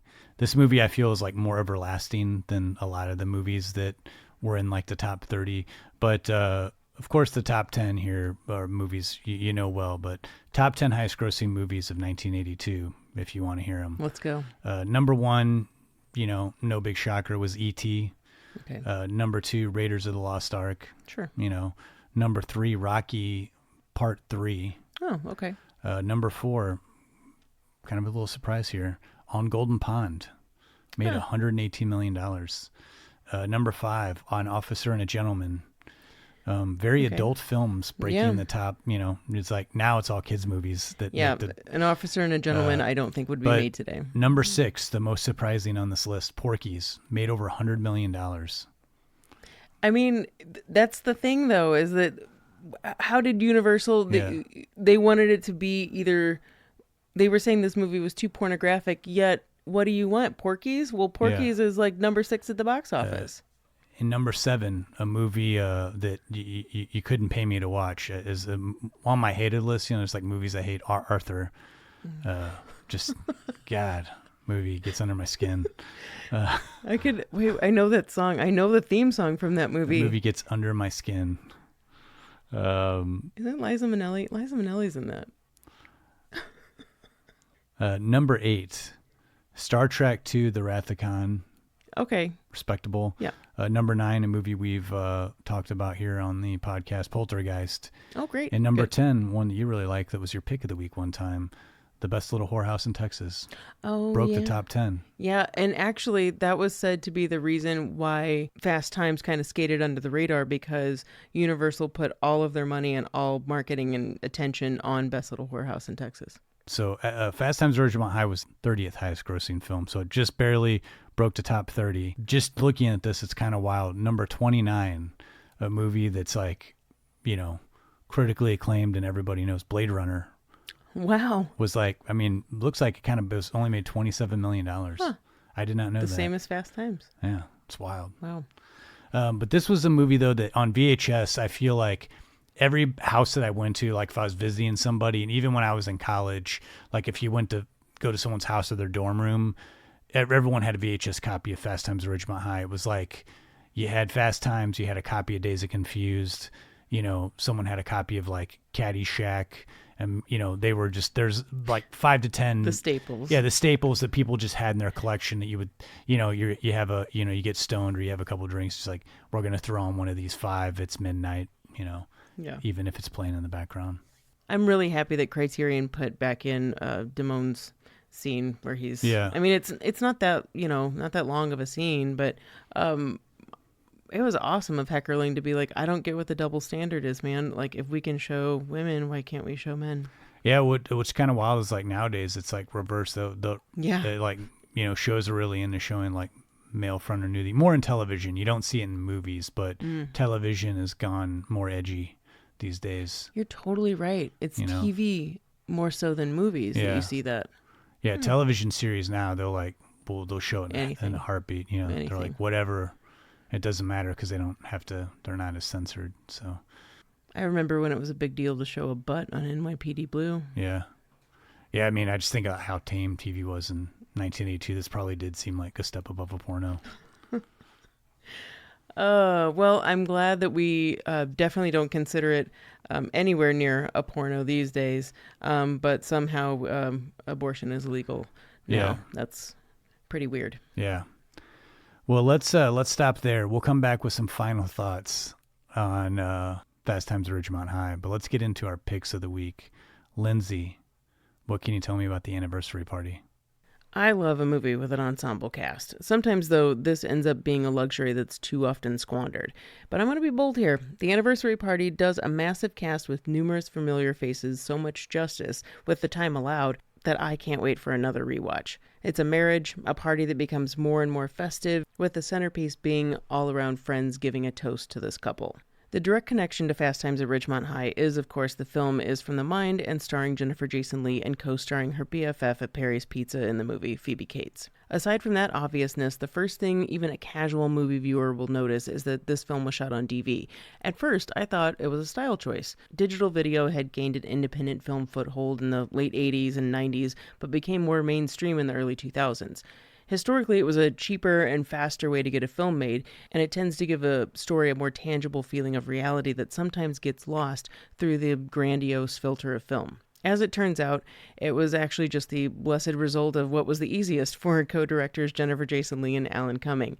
Because of conflicting schedules with various actors, there were only 19 days to shoot the film. They needed a quick turnaround. But the sense of impulsiveness and immediacy that's needed for this story, shooting on DV was a beautiful, fortunate choice. Leigh and Cumming not only directed the film, but also co-wrote, co-produced, and co-starred in it too. When you're this invested in a project, I can't imagine anyone else playing the leads. A well-known Hollywood actress, Sally Nash, played by Jennifer Jason Leigh, and her writer-turned-director husband, Joe Therian, Alan Cumming. This movie's about a marriage, and how people surrounding this couple see them. The anniversary party we're eavesdropping in on is Sally and Joe's 6th anniversary that coincides with celebrating Joe's recent novel becoming a screenplay, which he'll soon direct. As the party goes on through the night, it becomes more and more festive and more revealing. The celebration also happens to be a short little while post-separation of the couple, who've now just recently reconciled. We, as the audience, learn small bits along the way. Nothing's too overt. And I like this manner of storytelling, usually in a lot of stories, because it keeps you engaged, looking for clues into character motivations and backstories. It's not until the party guests begin to give their toast to the couple that we get a clearer picture of relationships and the complications therein. The potentiality of awkwardness is pretty high with this group. Sally and Joe bring these people together.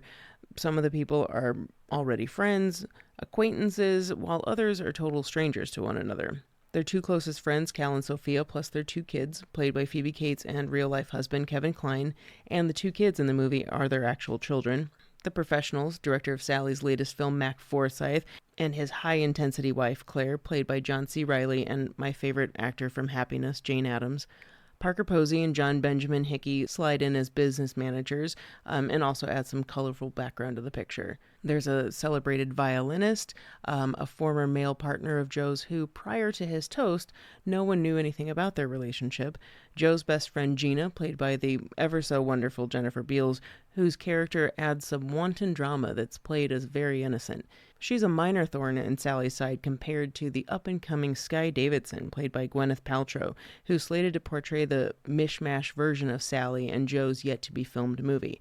As one might infer, Sally's a little bitter that she's not portraying this version of herself in the film, and who is a younger version of her, a woman with whom Joe has a minor fascination with. As you might be able to tell, there's a creeping fire burning here. The unresolved issues between Sally and Joe are becoming more evident. Another uncomfortable party invite is the couple's uptight, very sober neighbors, Monica and Ryan, played by Mina Body and American Horror Story and True Blood familiar face Dennis O'Hare. They're definitely representing the audience, and through no action on screen, only dialogue of past infractions, these 2 couples are warring over Sally and Joe's dog Otis and his incessant barking at inconvenient hours. Otis will be a catalyst to a giant emotional arc by the film's end. Well, Otis and this extended post-party sequence involving ecstasy, and as a lot of other movies do where they take the usage of X to extreme lengths, the anniversary party is much more reality-based, and it feels like it's been a while since I've seen something like that. The film portrays the naked reality of how the drug feels, like the rush, a little euphoria, but introspective thoughts without the surrealism, like visuals. And if you're still in it by this point, you're going to be hooked once this sequence occurs. Creating a film that stars people who are friends in real life is just brilliant. You already feel like you're a guest at this party, and that many of the toasts were improvised only adds to the film's genuine feel. We get the sense of escalation and seriousness as the night moves on. The spontaneity, unconscious desires, whether healthy or not, everything about this film is wonderfully intrusive while being intoxicatingly voyeuristic. That it takes the DV style and does not use it like in a documentary shaky cam way also feels really fresh. The movement is just not needed to remind you that you're inside this party. Leigh and Cumming were locked in for this film, whether it's your personal speed or not. If you don't like a lot of dialogue, this movie might not be for you. Lee's a master at bringing the drama, while Cumming often brings the lightness. So putting them together created a beautiful balance. I gotta say, though, Phoebe Cates, she's always going to steal scenes for me, and especially in this movie with facial reactions and her dialogue. If I attended this party, it would certainly not be one that I'd soon forget. I have vague memories of this movie when I watched it when it first came out, but I don't recall like all the conversation. I remember it was a very talky movie, like in that like indie film period where it was like indie film meant they were going to be talking to the whole thing. I like to give this a revisit.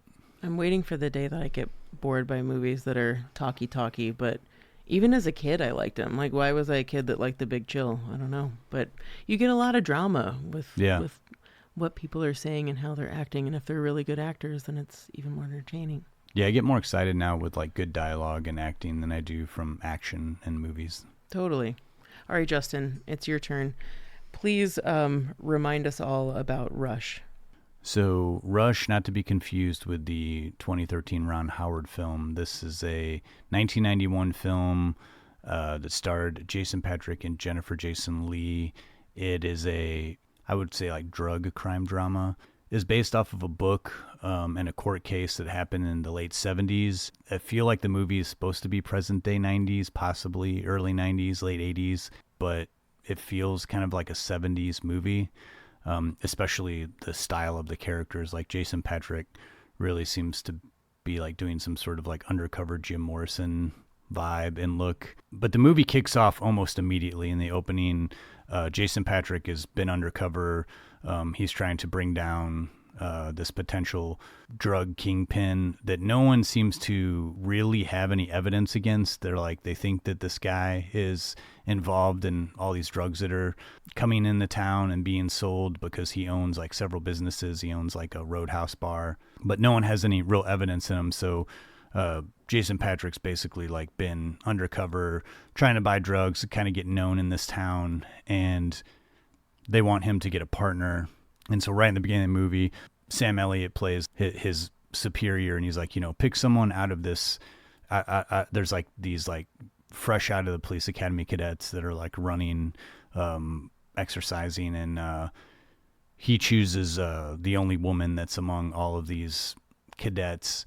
And at first, the police aren't going to go, headquarters are not going to go for this, but they feel her out. And Jennifer Jason Leigh, she's like very driven, but also seems like very innocent, sort of has like this like southern accent and like kind of real quiet demeanor, but seems very interested in like tackling like this challenge. And so Jason Patric's character kind of feels her out. He's like, we can't play by the police rules. Like he sets the stakes immediately. It's like, it's just you and me. If anyone suspects that we're not real, that we're not really buying and shooting drugs, then we're going to get killed. And he was like, if you mess up, I'm going to get killed. If I mess up, you're going to get killed.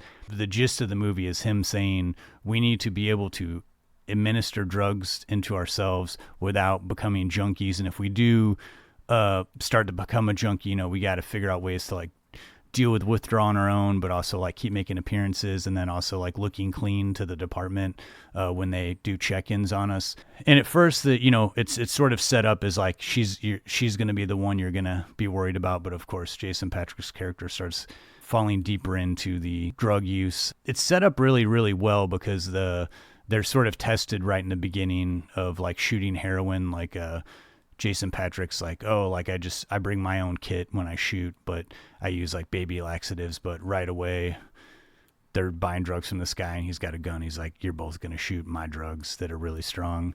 And so start getting strung out along the way.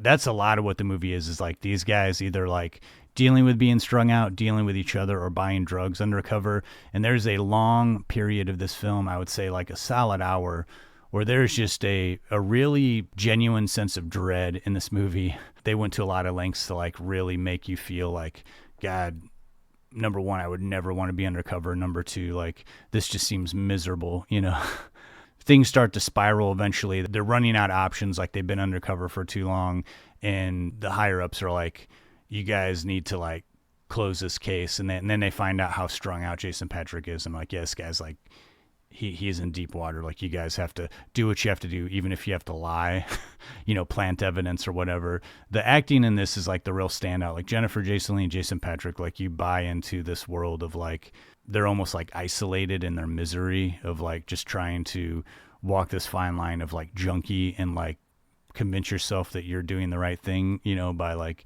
you're doing these drugs and buying drugs so that you can bring down people that are like selling more drugs. And I can see how the lines could get very blurred by having this be your job. It seems like very, very stressful. I don't know what they're paying these guys, but it seems very stressful. Jennifer Jason Leigh and Jason Patric do such a fantastic job of like bringing you into this world and then making you kind of feel like there's no glorification in drug use. Like some movies, there's like nothing in this movie that makes drugs look cool. And a real standout in this movie is Max Perlich, who he did this movie and then he did a similar character in another movie that I absolutely love called Drugstore Cowboy. He's really good at like playing that kind of tweaked out character, but then also he's got like this real charm to him, this like boyish charm that sucks you in, but then also like he's faced with like, I got to rat on my friends, you know, and like help these guys out or else I'm going to spend like 30 years in jail.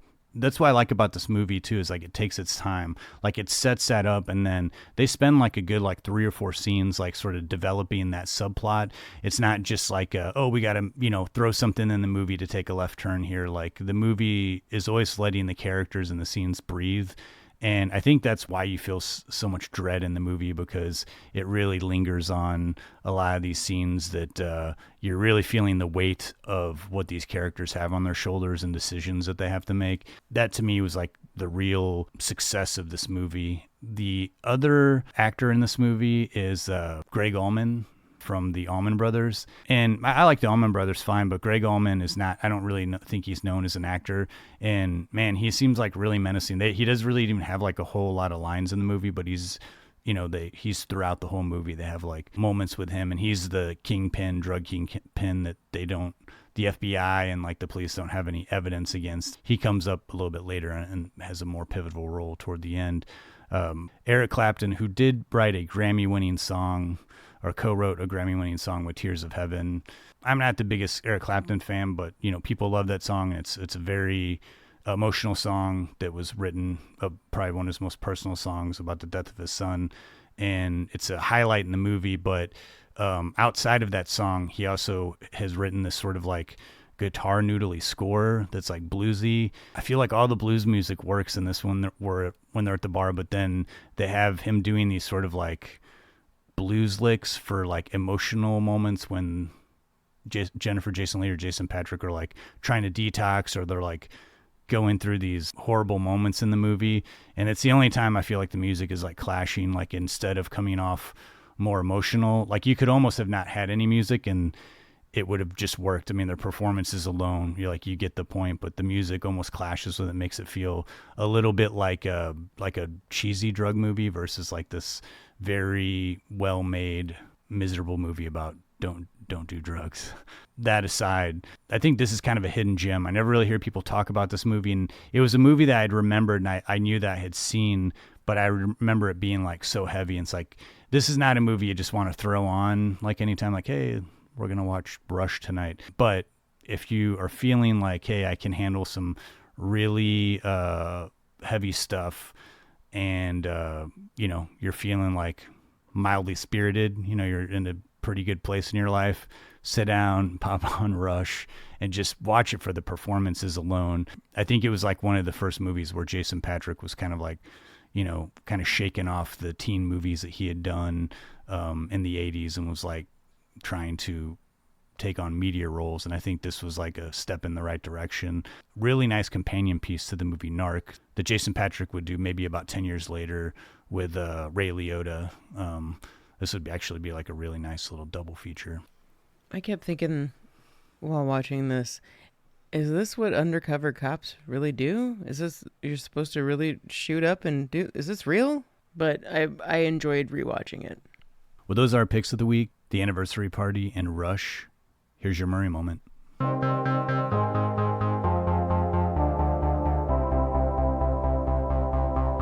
Chicks dig me because I rarely wear underwear, and when I do, it's usually something unusual. I think I need a root canal. I'm sure I need a long, slow root canal. You gonna come and shake my monkey tree again? Oh, what does that old queen know? She didn't even show.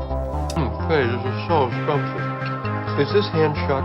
The flowing robes, the grace, all striking. That was fun.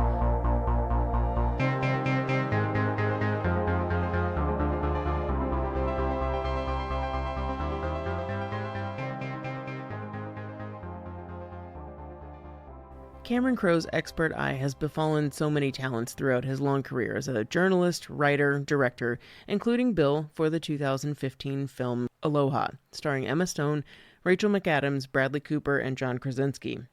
This film escaped me for a long time, and though it's not regarded as one of Crowe's best, I don't know, I totally enjoyed it. And Bill's in a supportive role here, albeit an important one, but still, he's not the main focus of the movie. As we've learned in previous Murray Moments, unless you're Wes Anderson, Jim Jarmusch, or the late greats Ivan Reitman or Harold Ramis, good luck locking Billy down for any role.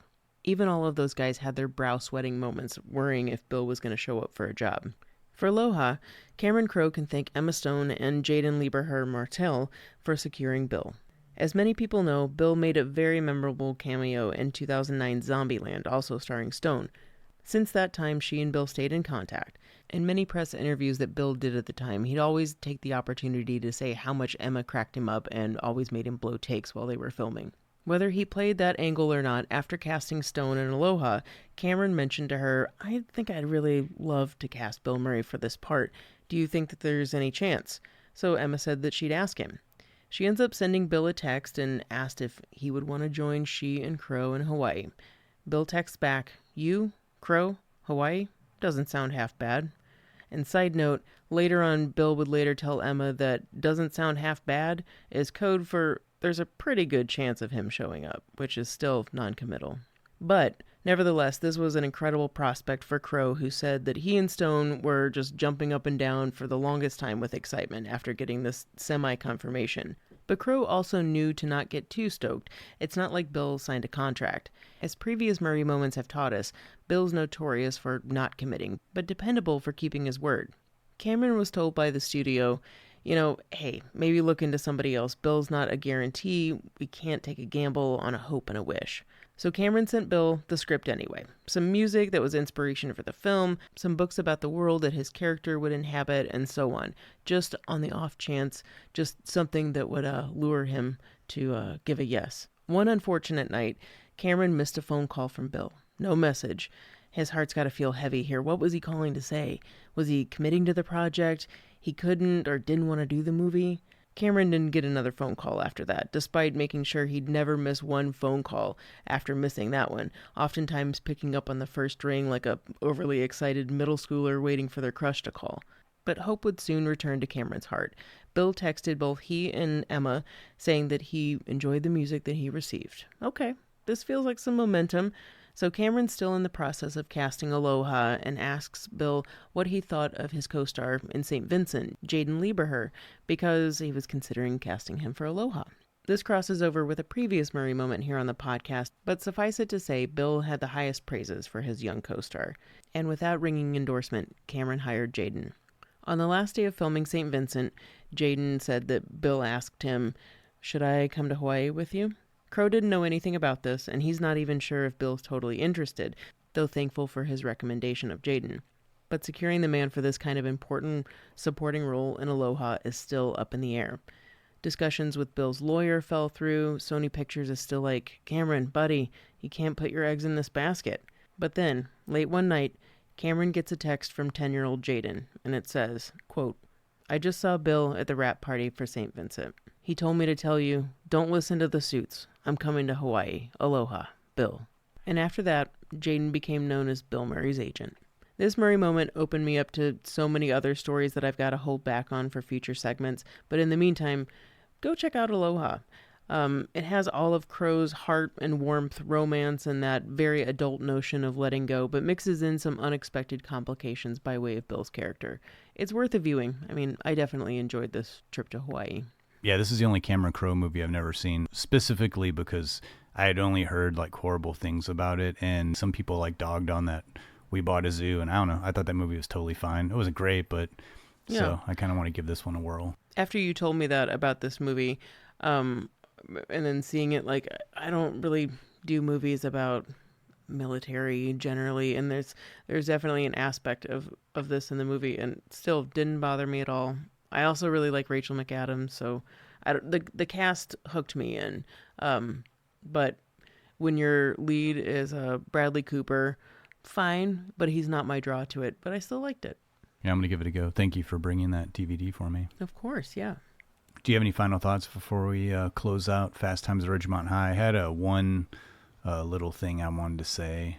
Yeah. That I kind of started talking about a little bit with the wildlife. If you haven't seen it, it was considered a spiritual sequel to Fast Times at Ridgemont High, and it is interesting to watch it back to back with Fast Times. I know I was saying it wasn't as good, and it's not, but it is interesting because you do have also a group of young, talented actors that went on to do other stuff, and seeing the sort of an extension of Fast Times. It's like Cameron Crowe, like taking another stab at characters that are maybe like some of them are a little bit older. It's an interesting movie. It's definitely more of a almost like point of view of almost like the guys, and like and I love Eric Stoltz. I'm trying to think if he's the only carryover actor from Fast Times, but he's got the bit part in Fast Times, but he has got like a main role in the wildlife, and he's I think the character that most people will like lean into and identify with. I know I caught this movie on cable once or twice, but I was so much younger and barely remember anything from it. I might have to borrow this one from you. Yeah, it feels like a very like 80s cable movie. Like it's just sort of not a whole lot happening, like people kind of partying and just seeing the scene. It almost feels a lot looser than Fast Times, if that is possible. Wow, that's really saying something. Yeah. My final thought is, there are two things real quick. I wanted to know what the real people from Cameron Crowe's book and thought about his book and the movie. As it turns out, when the book came out, parents were definitely like, is this about my kid? Or is this, who'd you base this one on? But the movie coming out really had a lot of positive praise from everyone that it was modeled after. And I think that those people could kind of pick out what character, what stories that they were affiliated with. But I mean, it's an overall pretty positive movie. So I liked learning that no one had a problem with this, because I mean, you're literally ripping people's stories from real life. It wasn't like Days of Confused where the characters try to sue the Linklater like 15 years later, like, hey, wait a minute. Yeah. You used my name and likeness for a movie a decade and a half ago, and I want some money. Yeah. And, we should have mentioned this earlier, but it needs to be said for every actually out there. There's a moment with a Led Zeppelin song that a lot of people say. So, what is it? Damone says, when you're on a date with a girl, one thing you got to do, if you can, is play anything from side one of Led Zeppelin's 4. And that's a sure way to get in her pants, I guess. But in the movie, when Rat does this and he's got Jennifer Jason Leigh in the car, the song that's playing is Kashmir from their 6th album, Physical Graffiti. And man, Led Zeppelin people have jumped on this forever, just thinking that it was a total mistake. And but really, it was that they couldn't get the rights to that. And Led Zeppelin's always pretty well known to not really let their songs go into anything except for Cameron's other movie, Almost Famous, right? Yes. Yeah. So that is the true story behind it. And also, wouldn't it make sense that Rat would totally pick the wrong song or like the wrong album? Yeah. Like it fits his character to kind of muff that up. Yeah, I could see that. Yeah. Well, we hope you've enjoyed our episode on Fast Times at Ridgemont High. I know I have. This has been a fun revisit for this movie. And we're going to now delve into that time of year. Fall's coming on strong. We love October. We love the seasonal change. It always helps us. And we could not love scary movies, Halloween more. We always love that this time of year it's upon us, and we start not that I ever really need a reason to watch scary movies, but it gives me a reason to only watch scary movies for like the whole month. And so we always every October try to work one that's like exclusive to like this month, if it can be. What way, some way, shape, or form. I love your build-up. And and so we've chosen a Creep Show, which is one that we both love. It's an anthology series of shorts by Stephen King, directed by George Romero. We've talked about both of those artists on this podcast before. We'll probably talk about some other horror anthology series as well. So I think this is going to be a fun one, and I look forward to digging into Creep Show myself coming up here. Me too. I might have already started a little bit because I do love Creep Show so much. Well, that's coming up next month. Thank you so much for listening. Until next time, I'm Justin Johnson. And I'm Lindsay Reaper. Have a good one.